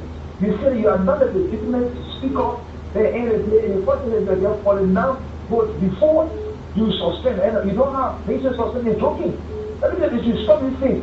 Because all these guys that say they sustain this in the process, we are waiting for the Kool reading. Well, no, these will come out and fight. They don't want. They don't want. These are how they come out and fight because they give movement on there, illegally, they say, you didn't say for working. You bought my car in the process. You say at the end of the day, you bought my off in the process. They say, you didn't say, it will not be. If you start joking, man, this time of money, the process, our time money is wrong, my brother. Thank you. Thank you for being part of the conversation this morning, folks. Weigh in. The lines are currently activated on 0775 919 919 080 You're live. Yes, you're live. Go ahead. The woman we intend for the topic my name is Paris and this joint conversations for my rehab community. I was following this country is the legislature. And more especially when it comes to the 15th state legislature. I believe that they are not doing well for this country. And you said with George then, and George that chief only because, and this is a society where in Liberia many of us does not judge people about what they did in their track record and then put these people into positions. And after taking this position, at the end of the day, they think that yeah, they are only there to maximally work for themselves and their family. But hey, I believe that yeah, if you serve the people the right way, you will have another chance or another opportunity to ascend to another position. And I call on the United Party government and their speaker, regime speaker. History going to judge what you think today, tomorrow someone will stick there because someone stick there before you stick there. But if you do not do the rightful thing and you hold the culture of I believe that history will judge. So we call on them, encourage them. Do not go and waste the Liberian people. There are a lot of people who are suffering. Get in the street by 5 o'clock in the morning and see people living on their bed to go to fetch for energy for themselves. And then if they give you the opportunity to go and serve them and you don't want to serve them the right way, they should agree with Josh. Thank you. Thank you for being part of the conversation this morning on 0775-919-919. Looking at all of these things that are for you. Your life. Good morning. Good morning. Go ahead. Thank you so much. I remain the benefit so-called corrupt president of the Republic of Liberia, Mr. McCoy, the civil accountable. I want to say thanks for all on the discussion. But it seems to be so hypocrite, especially the ruling establishment, I wonder whether they are living human beings. Because yesterday, you see, CDC let government work together, but extrajudicial killings were going on. In fact, that people were dying for the salvation drug. But today, all President Walker, especially Kool people saying he's a person that knows about governance, he working government for the 2 year plus. Today we have the G speaker. Today we have extrajudicial killings happening. We have people for DES killing. The person who call DES here, who argue that they get businesses of drugs, they get a Kool environment. You see what so who want to reconcile the country? You see somebody who knows about government. But this time, you see the sort of people here? No! But because President Walker is known to the presidency, he has been guided by the able to get it. What was about the presidency on paper? After a day, the presidency can forget. The president don't have no vote reminder. The president for people say anything tomorrow, he forgets about it, and no matter So they want discussion on what the president part in it now. We're talking about the House of Representatives. Then you go to the president. The representation, I think, let's look at this. Say, the regime or bought a car or a contract.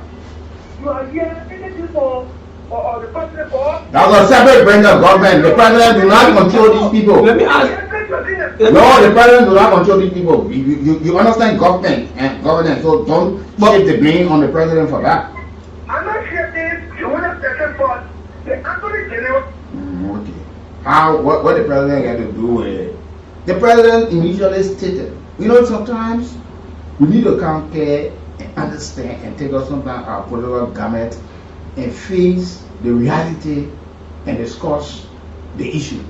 Because if we keep the president, how do we solve the problem? The president, initially the president said the people that normal politics over there, and that's true. We have seen it, but it's taking a longer time. The president cannot impose anything on anybody over there. All of them got elected. They share almost the same power, though he appoints, he nominates, but the representative elected for 6 years, the president elected for 6 years. So the president do not control these people.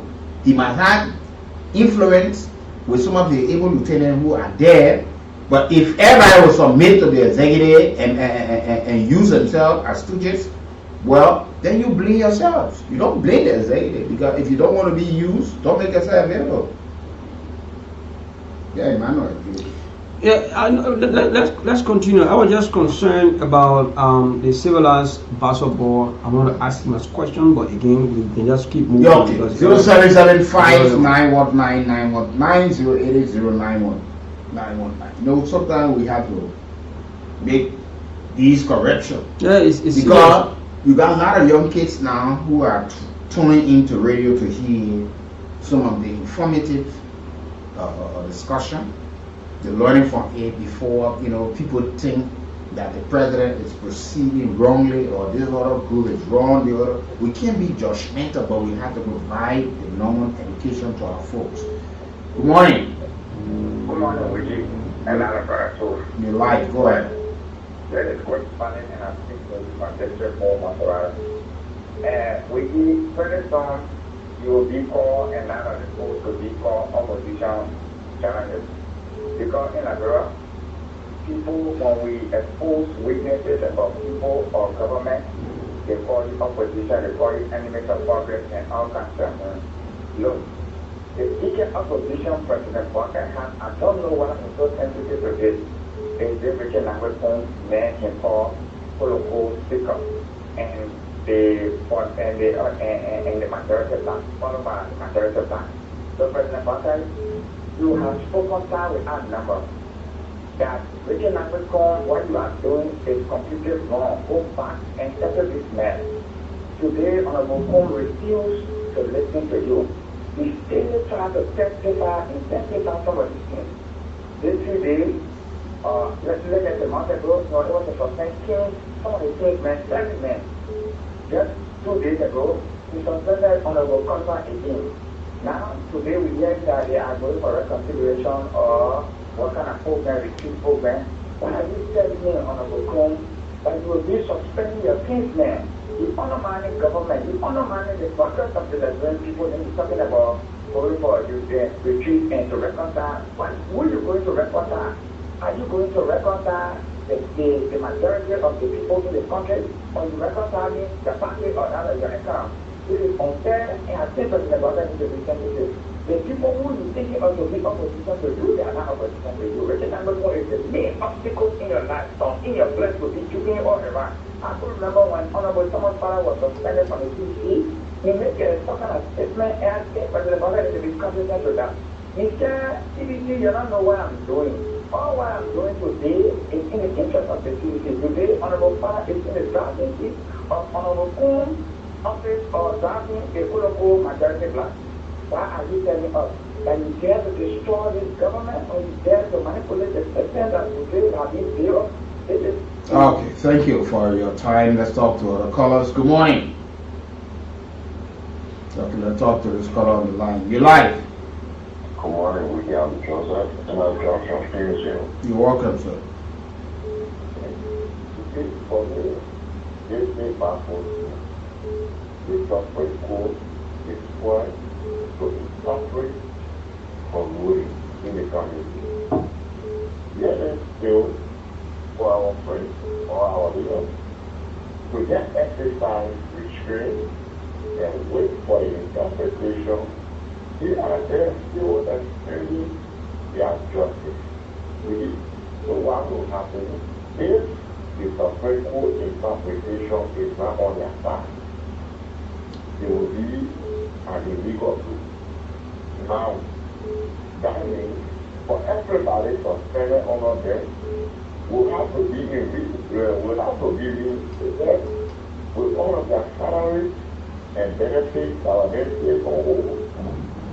And I don't know why the executive is giving their goal, the executive of different branch, for allowing these few guys to just damage the image of the government. That's all I'm sorry. You have you see with this. The 43 guys are sitting over there, and one of them he was to name himself as a regime people. Who one of them ever condemned his statement?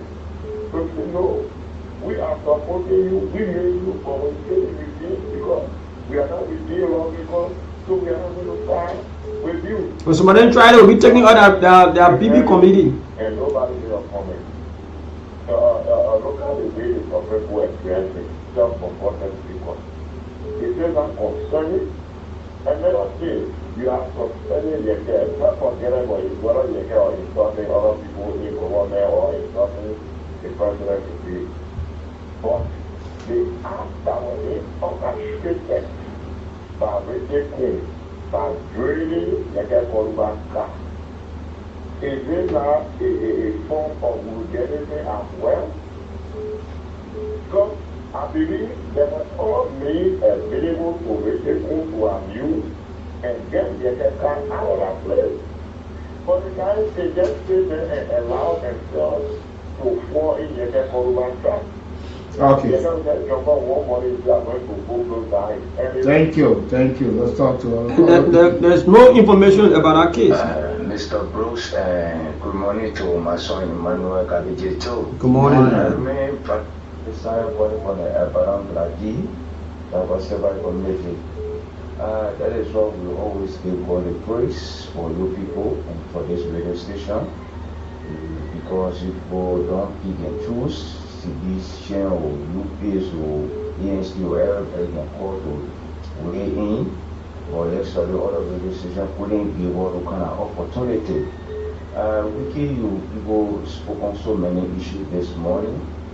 And one of the things that actually touched my heart this morning had to do with drivers, people who that maybe they are not attending workshop or they all went through a proper training. That is gone time I lost my elder in my church, Elder Joshua Kool, who the 12 killed around the 72nd bill. Up to now, the church is mourning his death. We are even trying to out of burying today or tomorrow. So asking my government to please try to put some method in place that drivers will be trained. There will be a workshop for them. I know I may not touch the actual legislative topic this morning, but this is what actually touched my heart. Yeah. We spoke about that. For people to keep emphasizing more education on our drivers, on the government putting pressure that people have always been doing it. It is not easy to talk drivers are speeding. Even at Tasumah when we are driving, that is why when I'm driving, I see NFB driving my mirror, I go far away because who got speed and they have right to the road.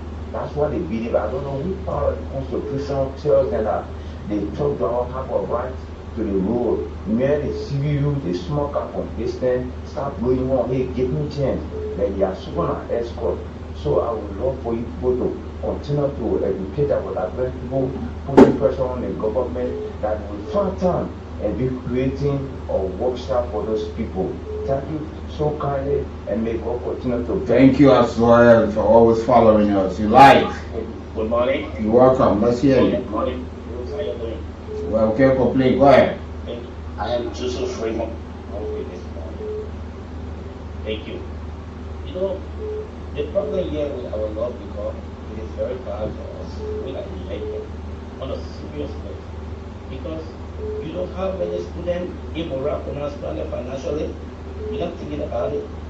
You don't have many classroom teachers been volunteer for more than 10 years.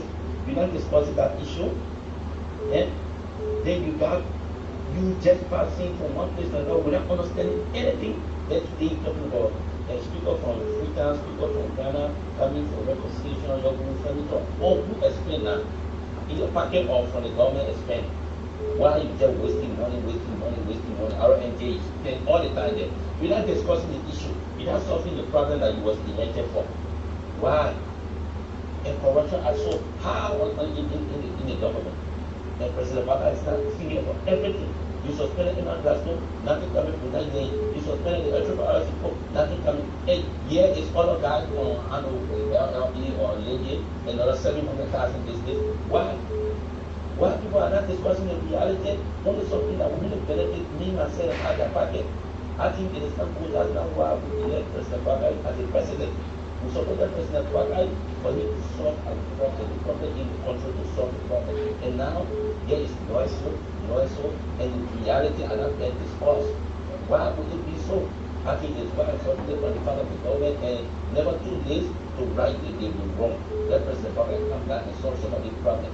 More especially the issue about teachers, the issue about students stranded, the issue about making the people to live a better life. But we deserve. Look at us, look at Pierre Martin. When you reach Cape Umbrella, my own country I came from, you will see poverty in the face of the people. You will not even know that digging diamond and coal from our country on a serious note. It is bad. The President Parker can't do Thank you, Joseph Freeman, for being part of the conversation. Let's talk to our callers. You like. Good morning, again, and good morning to the peace loving people of life. Yeah, good morning. Go ahead. And Ezekiel Sabi calling you from Cooper's Bank.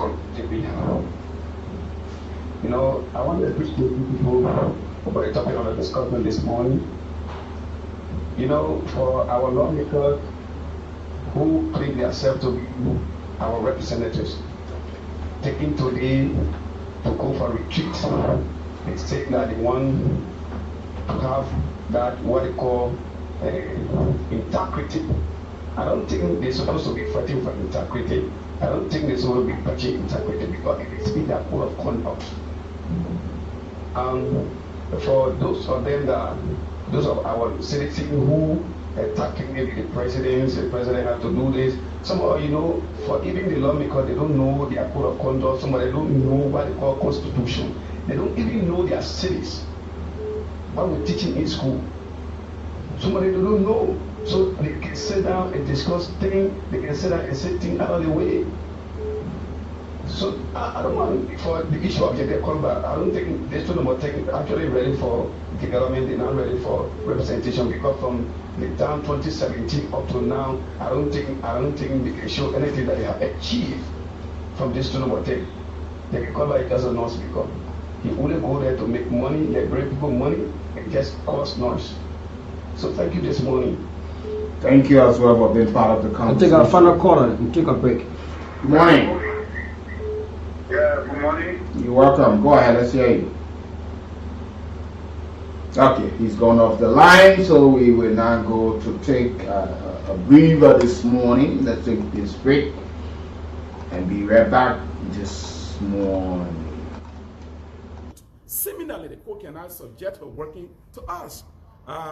We as a body, as a branch of government, we took a decision in plenary, and leadership endorsed said decision. So we honor obligation to implement said decision. The decision taken is not on a zona poll or on a collect decision. It is a decision of plenary. So I think that you be asking as to whether likewise similarly as to whether Honorable Kofa, when he was ascending to the speakership, the user office, whether the court gave him a clearance. So I go to ERBC. Yeah, now the office has been invaded. I'm concerned as to when do we expect to see Honorable Kool taking our office? The first thing is I want to take the office. You saw the situation in there. His personal, pieces of maybe should I say personal belonging. You went there. What did you see there as personal belonging besides maybe the photos, the sheets, and maybe some of the dustbins, and you saw for yourself, right? So I'm still asking myself. I'm asking when do we expect? I want to respond to you, but I want to lay a premise. I'm yet asking myself, why this man was keeping the work of the legislature at hostage? And you've been here for a little while on legislative coverage. Many times you see people coming with contempt, and attempt to obstruct the work of the legislature, right? So what he was doing to keep the office of the speaker closed. And nothing absolutely is there besides pieces of papers and you name the rest that are not essential. Was that not obstructing the work of the legislature as well? Or should we be biased in our decision? If it were a minister who did that, then we're passing a vote of no confidence at this time, asking them to go behind the roasted bar of South Beach. But why do that to one of our colleagues will elect to do similar action that we know in full well that if it were done by a member or agent of the executive, we are going against them. But to satisfy your curiosity, I say to you that the office of the speaker will be turned over in the soonest possible time. There will be some maintenance or renovation work. When it is done, the public will be informed as to when the speaker will officially be taking his office. Yeah, so I want to know, since ERBC is dominant. Close to 3 months now, according to you, the former speaker has not been working, but yet you still pay him. Why? Like I'm saying to you, it is plenary. Some of these conversations, looking at Liberia as a country from where we are and where we are headed. For too long we have sat and listened to people talk about how rich we are in terms of the mineral resources that we have in our country. And we have seen the Liberians are now looking back over the years that the impact on these resources, the gold, the diamond, the iron ore, the log, the timber, you don't see the impact in the lives of the people, but yet we have these things extracted on a regular basis by foreign nationals concessionary agreement, taking it out of Liberia. Liberians do not even know the quantity of gold and diamond that leave these shores of Liberia on a daily basis. Mm-hmm. In the 70s, according to history, Liberia had one of the most productive gold mine sites in the world. And Babylon was seen as a place, but then they were part of Lofa. Yeah. They were seen as a place where most of our gold and diamond coming from. But if you went there today, you still do not see anything better for the people of that area. If you left from here now, you went to Grand Cru or you went to Sano, with all of the illegal mining that is taking place there, all you see death traps. You don't see development. You only find people consuming drugs, prostitutions are taking place. Our young brothers are mining for people, for Burkinabes, for Nigerians, for Ghanaians, for Chinese, the Lebanese, the Syrian, the Indian, only to support the drugs habit. And our drugs are taken from here. We don't even have a reserve for all of our gold and diamonds that we talk about in this country. We wait to see what sort of government we will have to straighten go at the Central Bank of Liberia. What do we have? What is our gold reserve? What is our diamond reserve? We got people mining in our country illegally. The machines are not watching it. After doing all of the drags, our rivers, our creeks, they take this machine and take it abroad to watch it. What are the contracts? What's the monetary value for some of the contracts? Some of our gold and diamond have been taken out of this place.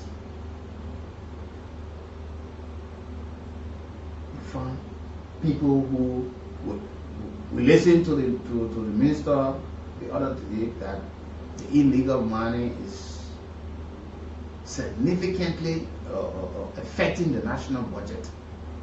So how do we mitigate this situation? How do we handle these things?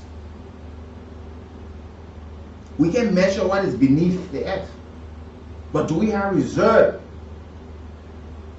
Go to Ghana, we talk about the Gold Coast, Ghana reserve of gold in abundance.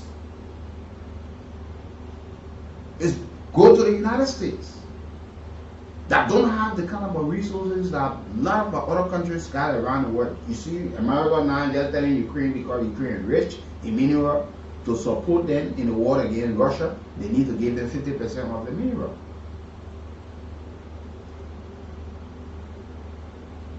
So we are not telling people these things. You got people who are doing gold mining, diamond mining, and these things are not being manufactured into our country. They take it out of here. And when they carry out and they add value to it, and when they return to the country, we pay heavily. You see people pay $3,000-4,000 for a ring. Unprocessed gold and diamond leave the shores of Liberia on a daily basis while we sit and just look at. Before the war, our mining sites were contributing 25% of our national GDP. Today we can account for how much we think contributed to the national cake, the national budget. Our gross domestic product.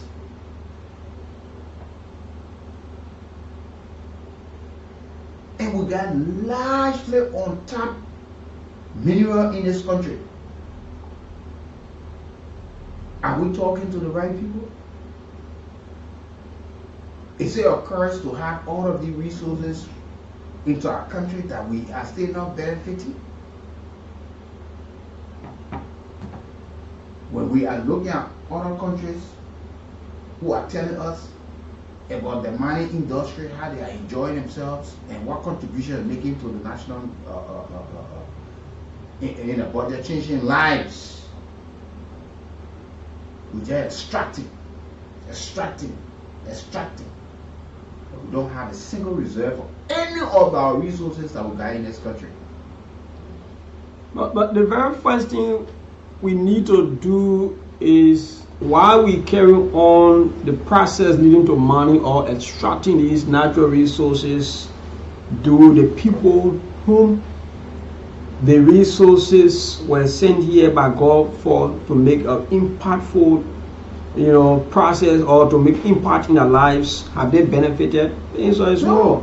And just in 2004, the UN environmental report, according to them, were estimated that there were around 5,000 unlicensed and 1,000 licensed mining operations in Liberia. You see what we have lost over the period of time. Imagine having 5,000 unlicensed, many of whom believed to be foreign nationals. Yes, many of them. What sort of, and not taking into consideration even the mining sites around the country. They do not even take into consideration the environmental protection. Some of the chemical they're using, some of the machine that they are using. At Tesla mining, you see people getting, somebody black hand their mining company, got license A, using equipment that, because of the kind of license A, only because everybody seems to be attached. We are the cause of our own problem. Over the years, we are not being decisive. So at the time, we expect sympathy to always seek our interest. Some of these things, we should be decisive. We should to the point. But what happens? We allow sympathy. What happens tomorrow when we run out of some of these resources that we are beating our chest and bragging about? Because we still do not know. We don't have the certification to determine at the airport or the border points how many, the quantity of gold and diamond that leaves the shore of Liberia. All these things are happening. These things are happening in the face of a modern or a world that has allowed technology to supervise everything in the world. In the face of the 21st century, it's not happening way back. Now do you know this? The challenging time. We stay and we boast the world stage giant social media, taking millions of dollars worth of iron ore on a daily basis out of Liberia and cannot produce a single needle in this country. Ordinary needle. They cannot even produce a firestone. Rubber cannot even produce a rubber a spoon to say record to the party that what we use to eat, or the rubber plastic bowl and say we use it and be manufactured. Why can't government go back and review some of the contracts, some of the minimum agreement with these people and say, look, you will have to manufacture 40% or 50% of what you are extracting from Liberia, and you can export your 50% while you manufacture. They create jobs. They create opportunity for other people to start the work. And you take the brain of government shooters, so not everybody be fronting for government job. You looking at a first you've been here for over 100 years. You will now go to Mima County or Central Liberia or the southeastern part of Liberia. You will establish a factory there that the robots that you are tapping in Liberia, 25% or 40%, you will have to produce a rubber boat, tires, and other things that that rubber produces. Lord, Wiki, Firestone that test not my anointed. Yeah. And to my prophet no harm. Firestone in this country. That's who they are. Yeah. More than that, Wiki, in this country. It is shameful, it is embarrassing in a modern century of this country, Liberia, that iron ore can in fact, tree in this country that only iron ore can ride tree. Human being in Liberia, the 21st century, more than last country, the kind of sophisticated world we have now with technology, that tree, only iron ore in this country can ride tree. Government can afford to own helicopter. Be Martin, they are transporting gold and diamond in helicopter. But when government, the national team, government they brought foreign coach, could not maintain foreign coach. ordinary facia, one man, one team that an individual is having a foreign coach and having foreign players. They will have, we're not really in this country, Wiki. We have to be decisive.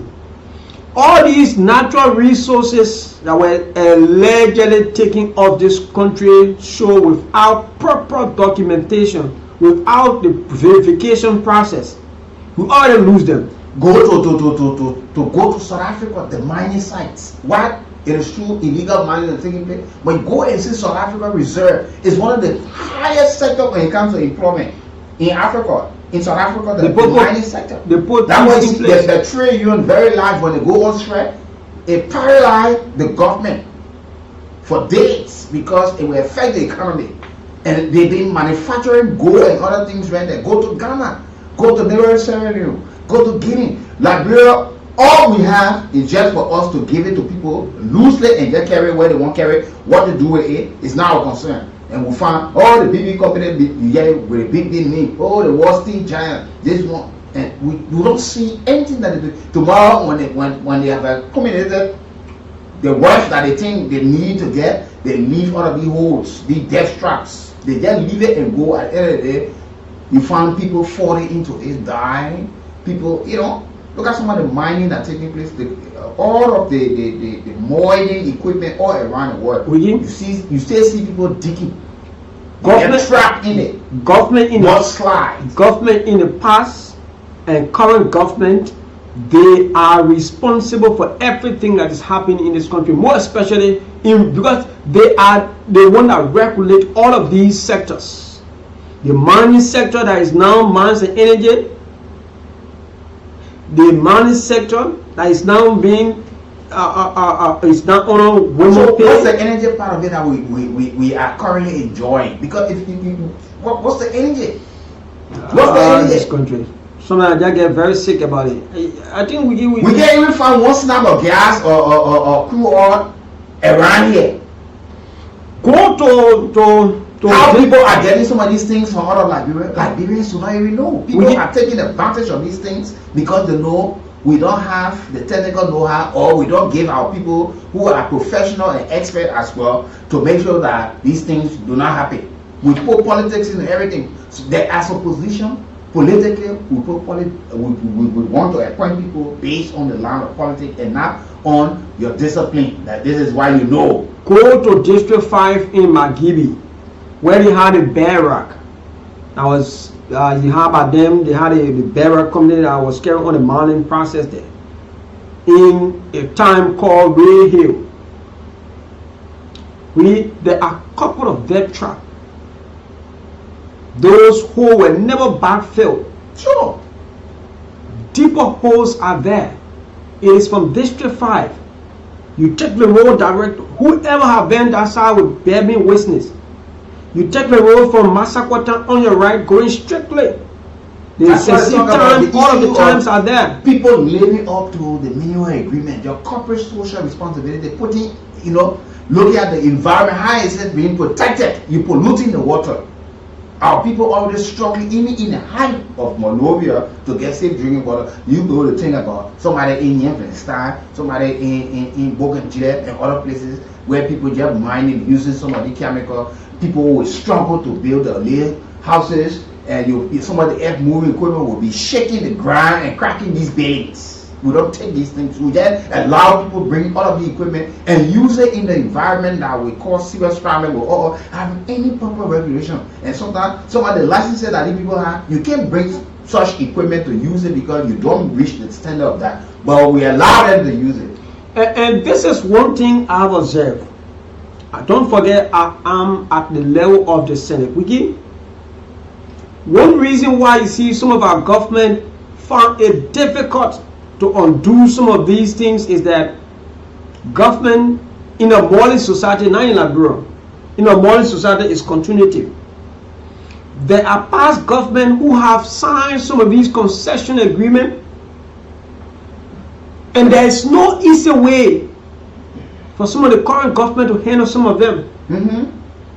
There's no easy way, and that's the reason why Liberians are still, encouraging and urging President Boakai to make sure that they review some of these concession agreements. Though some of these concession agreements, they have no impact on the lives of the people. Not at all. And the resources of this country belong to the people.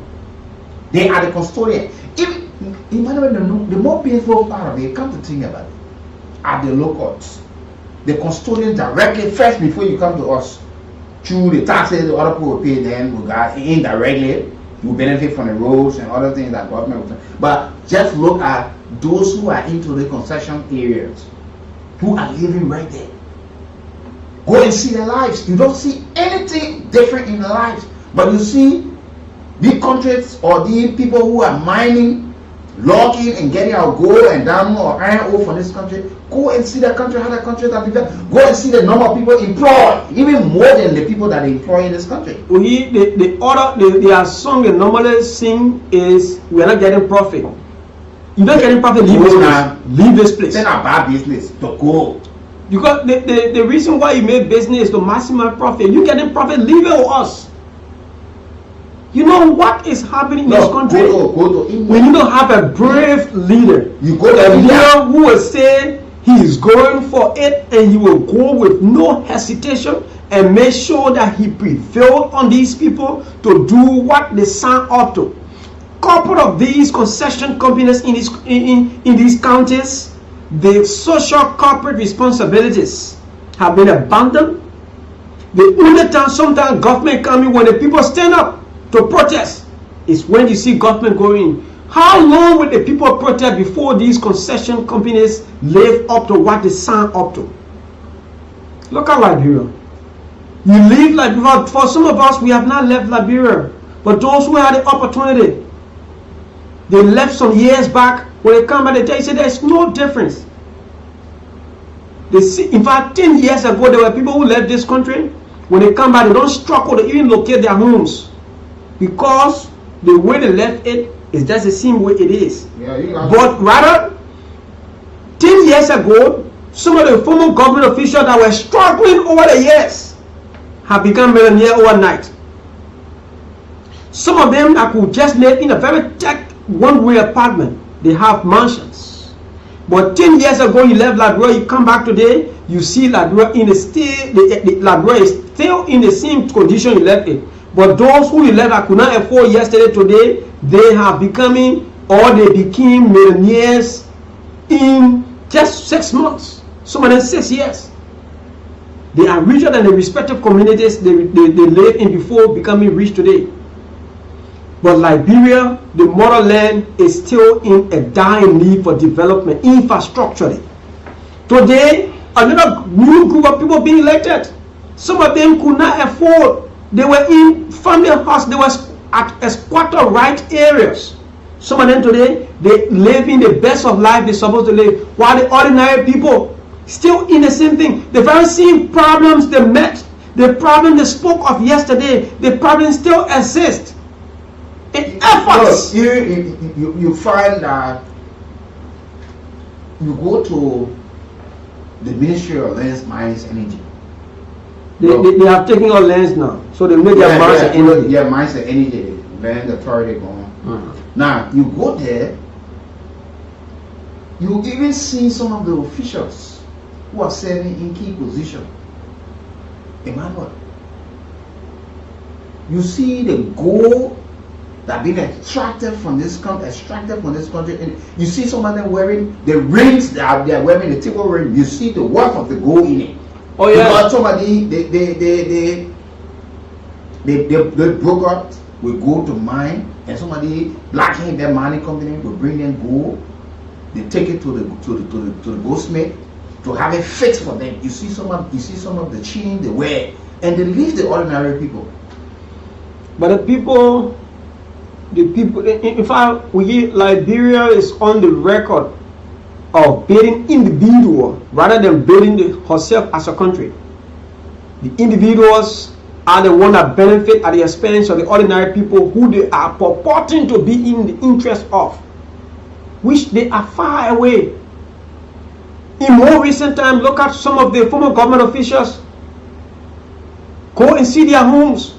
Some of the current government officials who could not afford, go and see some of the homes they are building for themselves. Look at some of the apartments they are renting for themselves. Look at the current physical morphology. It has changed. Some of them could not afford. Some of them could not. Eat 3 to 4 times per day. You see, they are doing it because some of them they are the one behind these illegal manners. They are the backing because so many people they are not afraid of the government because they feel that when you take them there they have hierarchies to reach out to that can be released. These are existing problems that are keeping us to where we are. Now let me say something. And you see, it's a problem when the people do not benefit from their own resources. Serious problem. It's terrible. And that was the reason you see today, and we're hoping we will not reach that level. And that's the reason you see today, you got conflicts in other parts of Nigeria. Nigeria is an oil-rich country. That's why you see Boko Haram and other groups who've been in Warri, in Maiduguri and other places, because in Kaduna, the oil-rich states, the people do not see the patriots into the worth, into what being taken away, and they are paying costly to buy fuel or gas for the vehicles or for the generators and other things that they do. So at the end of the day, if we get benefit, then we'll be destroying it. And that's the reason you see today, when there's an oil tanker that falls in Nigeria, it takes away thousands of lives because people are running there to get part of the resources. In Liberia, we see you go in Maryland, in Granger, in Sino, in Basso, in Bapolu, Grand Cape Mount County, other places, people are mining. People are getting all of our resources being extracted. People are logging. And at the end of the day, you don't see anything in the lives of the people. But those who are extracting it are living a very good life. Go back and see some of the things that they have acquired for themselves back home. Oh yeah. And see, you find people still drinking from the creeks. They will make a commitment to fill bridges and modern school and clinics. They will go and bring container and put it there and say, I don't know how you want desire. Yeah, they're not all there. I continue. But we right in Montserrat, when Montserrat itself is still faced with the issue of safe drinking water, open defecation, all these things are right in Montserrat. What about the hard to reach areas? Today we have alleged illegal mining activities taking place across this country. Some of these waters have been water that can no longer be consumed because they are chemical allegedly being used in some of these waters. I remember a couple of years back in Bon County, former MNG Gold. Even in Grand Cape, yeah. The water was polluted by the chemical they were using. At the end of the day, ratchets and other things started affecting the people right there. And our government sat there and just looked at the people who could not even properly find and put up measures to make sure that these things do not have a future reoccurrence. But they allowed them to just continue. Why was the people already struggling? They got a little water to go and drink from. They go to the creek. That's where they fetch water to drink. That's where they will go to take the bath. That's where they will go to watch. And you look at a whole community of time and you pollute the water, and when they drink it, they will come in contact with someone. How will the government even prevail on these people when there are speculations that many of the government officials go to these people for fuel oil, go to these people for rice, local, imagine superintendent at various counties. There are some of these concession companies that pay them end of the month. Commissioners. We are even getting report right now that even with the ongoing investigation of the Chinese national that allegedly burned now there are some, according to some of the report, they've been reported, we say go our investigation, that there are past officials of government and current officials of government who are clicking up to make sure that when they man he be deported back to China, then they take over the mining company that he runs. That will benefit nothing. That will not even benefit the lives of the people. We are the cause of our We use our resources that God Almighty gave us for the benefit of the lives of the people to improve life, but we use it against our people. We use it to keep them in a joint poverty. Few handful of people are the ones enjoying this country. Yeah. When you take a practical somebody get black hand their mining company. No office. Only one black hand there. He got it there because he walked to the Ministry of Mines and he was able to acquire a license. So he goes out and we see the equipment coming to Liberia. It comes through the port. But other ports of entry, it can.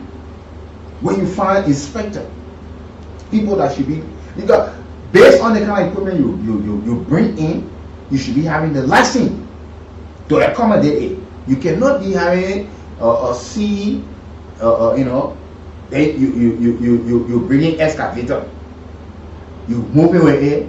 When people hearing the sound, people all they have, the people they have what they supposed to build, it's shaking. After a few times, it got all of the cracks on it, and we don't see people from the Environmental Protection Agency to protect the environment. They leave the people vulnerable. This is the result you get when you have the government officials, even local leaders, allow themselves to be in the pocket of some of these institutions. We will give you a practical example. Something I saw some years back, and I was really discouraged. This is what happened. You know, the former commissioner of Sinta Township, Roland Johnson, normally SRC by them, that is now owned by the Jetty Rural Company, SRC will give those local leaders end of the month, they give them rights, and they give them 1 or 2 gallons of gas as well as padam every month. So this day the company have had some issue, and the commissioner could not take that side, but was very explicit and took the side of the ordinary people and prevailed on them. From that day, they cut off the rights they were giving him. They cut off the gas, and whatever pardon I was giving him was all cut off. Yes, from that day up to today's day, he called former commissioner of the Sinta Township, or Roland Johnson, will tell you up to today's day he never got anything from SRC until the company got sold to now Jetty Rural Corporation or a Jetty Rural Company. So it's a practical example. The reason why you see so many concession companies behave this way is because even the local leaders are in their pocket. National government officials in their pocket. And you know the more painful part of it is that most of the areas are situated in a particular district where you find the district lawmaker. He represents this district in this county. And you got this mining company or whatever company that is carrying on and whatever it is, mineral operation. You find it on the books of the people. Oh yes, and they do not care about whether the people are doing the right thing, whether these people are actually living up to the mineral agreement, the corporate social responsibility. They will put in timelines, say after 2-3 years we'll employ, we'll provide scholarships, we'll build clinics, we'll build the roads. You go back, you see the roads are still the same. We'll connect the other time to the next time. You go back, you see they stay using planes, they stay using logs, and they have not been able to change the pieces. They're using heavy moving equipment and disturbing the ears of the lookouts. Pregnant women are all babies in the wombs are all turning up and shaking up. Folks, let's hear from you this morning on 0775 919 919 080 919 919. During the war, those who were factional leaders, places that they control, when they saw mine, when they saw gold there or diamond there, they invited other people to take the resources from the country so they can enjoy it and supply them with weapons and other things. Good morning. Yeah, one morning, last time of the show, they just calling you for the corner piece at Command Call 40. You're asking question black them man, or you're discussing it. We can always say, you think Josiah was yesterday, he collect one lesson, just go start money, don't can never come from. Will all the concern of some of the government know about it? These things have been conspiracy theory from our leaders, past and present. Because I can recall if we were government someone telling her they control minister education, but they don't have control over primary school. And tell me the minister making that statement in our period government. That was saying here. How will you work? Someone get black money inside and you get local government there. You get all the authority, you get the law makeup. They want your brand money without a concern with the local government. Do you want me to believe that? We did? No. Because people, their own parents, they control their own parents, their own achievement has surpassed the achievement of the country and the people. That's why you see this happening with it. Because they know. So we say depending on the radio, they do different things. But when I follow some discussion for our leaders on radio, and they say move for yet. Because when you go and see some of the countries, when they say on the top of the radio here, you say, hey, how is well? Well, go there and make a follow. When of course, you have theory that said that 5% in the country here. They bomb college people, the local to where they go see somewhere where she came from.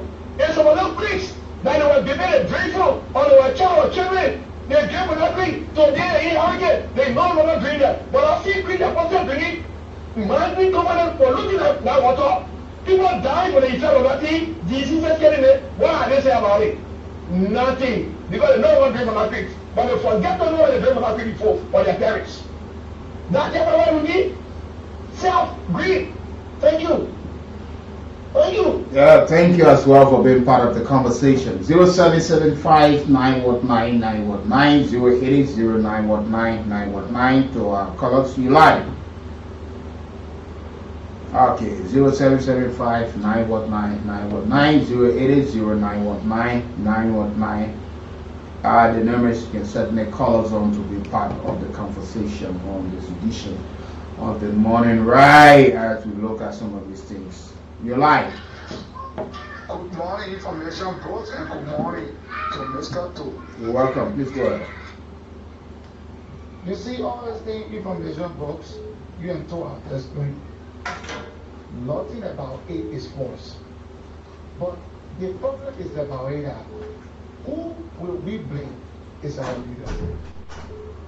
Nothing we can say is just over appeal to this house as a leader. Because we wish the people educate us every day to know some of our right of our country. It's getting serious. All the people are sitting down in places that behind here, that play rubble. When you listen to who you don't do well. Today again is another story.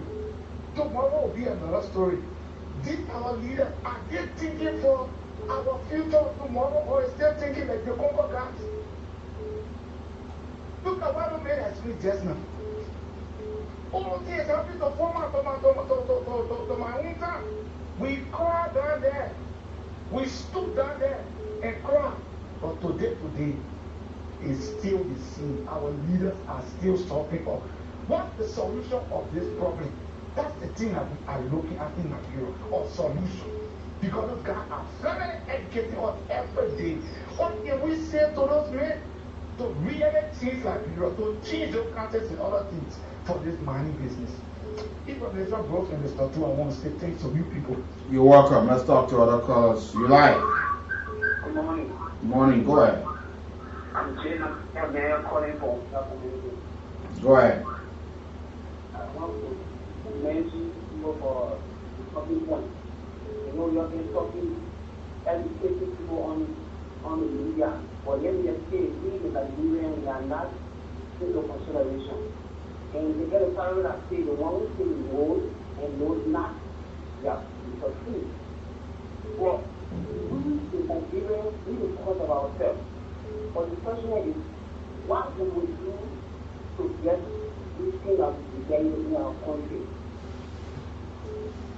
So now we want to happen for our leaders are there and get the resources and get into the houses. We in the corner are suffering. So we need to take action as a citizen. Because if we sit there and stop people with the educate us, they will not say it too. And at the end of the day, everybody will just honor the capital because nobody is taking action. So I want to thank you so much for talking to us this morning. You're welcome. Any day, anytime. Let's talk to other callers you like. Good morning. Morning, sir. This is Mr. Cornelius Luis Pinion. I'm a Central Fire. Hello? Yeah, go ahead, Mr. Reese. Yeah, go ahead. I'm a Central Fire for the clarification.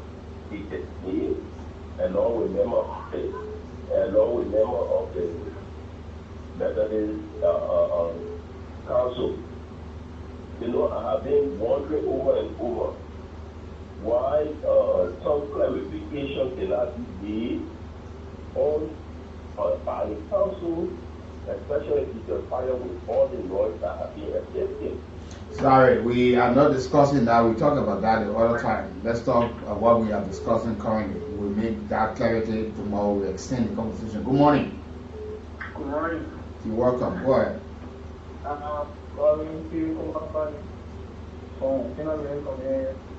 You're welcome.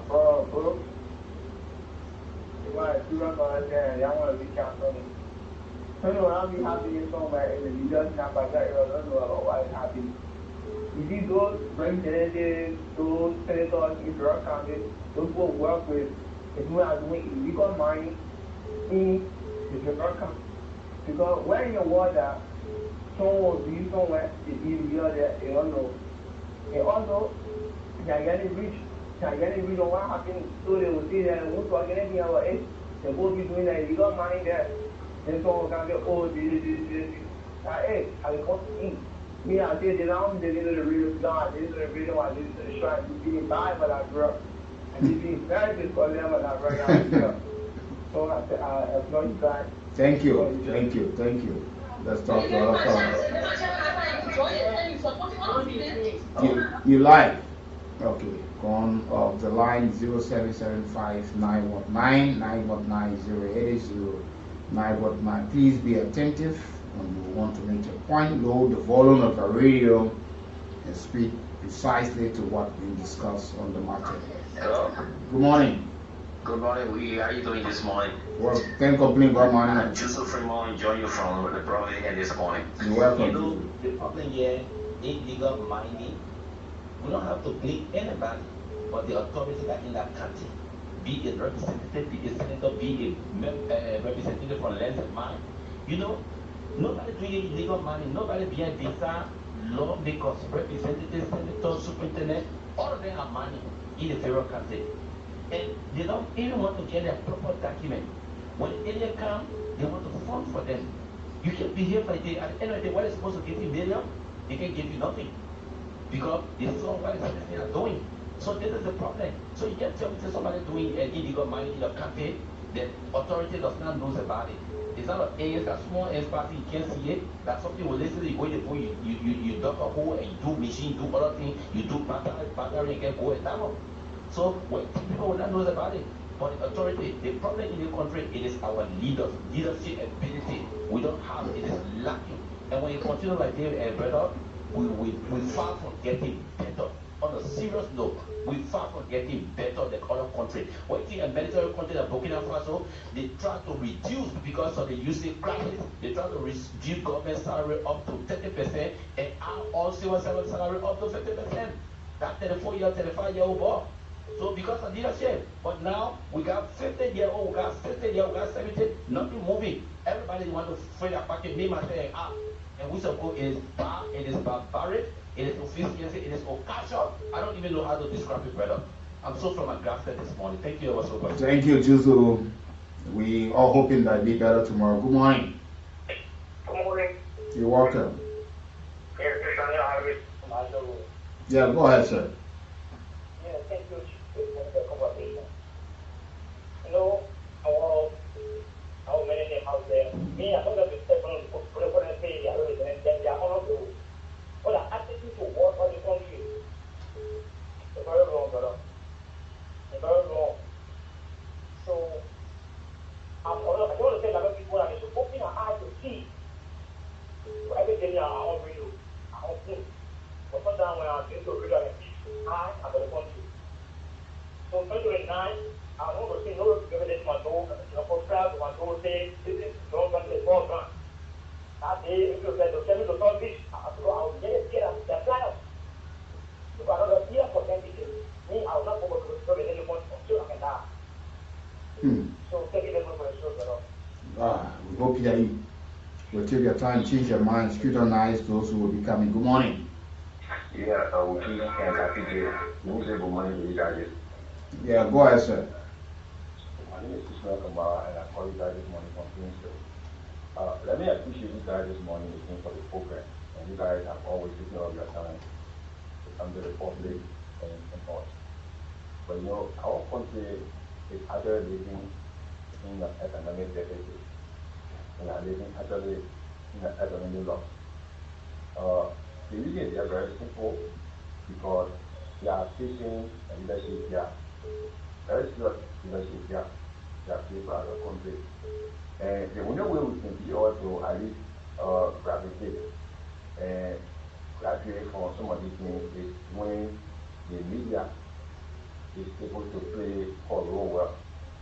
And I think in my mind, the media should not be neutral. Because the media, the public is actually a stakeholder. And I think that background, I know for sure that if you guys who are actually having a passion to be on the radio can be able to at least be able to play that crucial role, in my mind, we are gradually going to be able to get somewhere. You have a very big responsibility as a leader, but you have a very crucial role to play. Now, you as a watchdog, you are there to checkmate no unusual things that are happening in government and the public sector. So, obviously, our country deserves better. Say, for instance, I'm from Benjamin County, the King George. My understanding is that this particular King George is depositing estimated over 60 billion, right? US dollars. Now, take a look at my road, going to Banana River, where I'm from, that whole block. There's no good road. I mean, look at the particular area that the market is situated. What can you see there?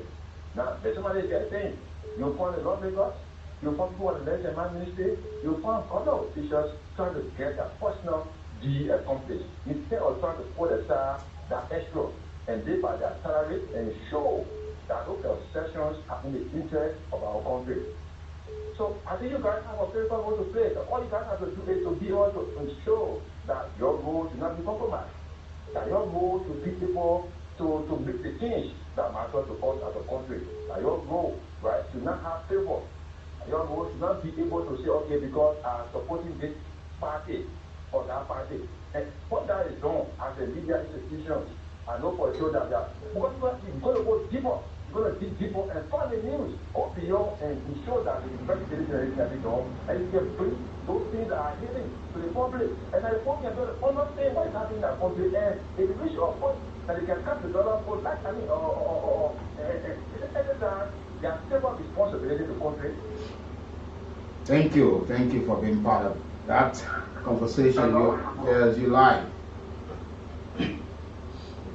Go ahead. Caller is off the line on 0775 919 919 0880 919 919.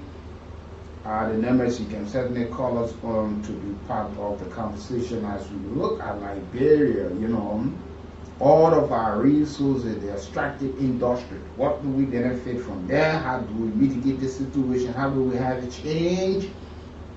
When others are benefiting from the mineral of the country that God has given them, some of them may have one. Some of the Liberia, we got multiples of resources in this country. Listen to the President's State of the Nation address.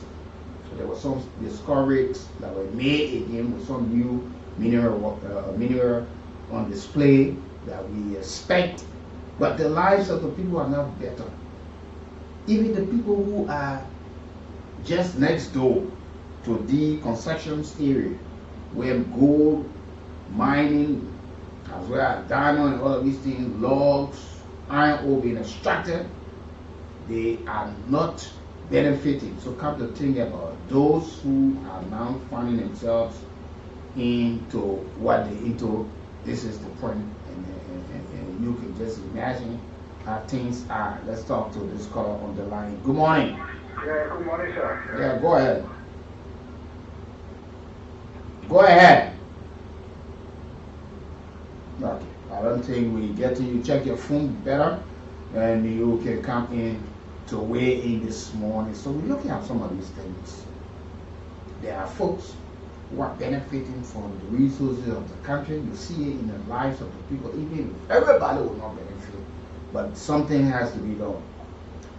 Good morning, sir. Go ahead. Check your phone. Check your phone. You can only come in and talk, and at the end of the day, your phone goes off. So check it out and know that the problem coming from your end and not from ours. So 0775-919-919-080-919-919. We got a couple of minutes to go this morning on this edition of the Morning Ride. Whatever you are, folks, we like to say to all of you, you know, but this is it. The resources of our country and the sole purpose is that it should benefit the lives of the people. Good morning. Good morning, sir. Yeah, you're welcome. Yeah, go ahead. Well, the thing to my ex-parent and talk and I therefore he took this man and I was called every time I couldn't record. You must have been a little picture in Bala, he was in Bala, nothing. I'm talking about this man and I was coming to the court. Let's talk to this caller. Your life. Okay. This caller is on the line this morning. Sorry, we can't take it because your phone is not coming through, so don't bother yourself even calling because I will not take the call this morning. I will not take the call. Very shortly, we will go home on this edition of the Morning Ride, and we're hoping that our folks who are following our country can actually listen well, and make sure that we use our resources for the benefit and the improvement of the lives of the people and do not see it as a curse. Yeah. Yeah, imagine somebody will be taking iron ore worth 4.5 billion and you go there, you do not even see people living in a better condition. The roads are bad and all of these things. Let's talk to this caller. You lie. Yeah, it's me, Roger, my father this morning. Okay, you from somebody? Go ahead. No, we know. Go ahead, Chief. Yeah, thank you very much. You know, the issue that had to do with the scrap business, you know, I think the channel, I really don't know why such has to happen. Because the reason why is that the resources, you know, is intended to improve the living condition of the citizens. But I'm very surprised that almost all of the natural resources that we have here, the gold, the diamonds, I mean, the living conditions stay the same after 100 plus years. So it's the question of who is coming here to improve our living condition. The store pack of oil that is in our place, I mean, there is need that the government take a decision. You sell it, I mean, you beautify the piano. Now the erosion that is the piano there is getting viral. So they still want me to take a decision. Anybody that will be caught in the business of taking out the oil there for personal gain. I mean, that is the government, you know, of France on them, and if they require them to be prosecuted for them to be prosecuted. You know, what we are hearing is that the oil is too, is that the store pack of oil in our place, and there are some individuals, you know, that eating the money over there instead of the general public.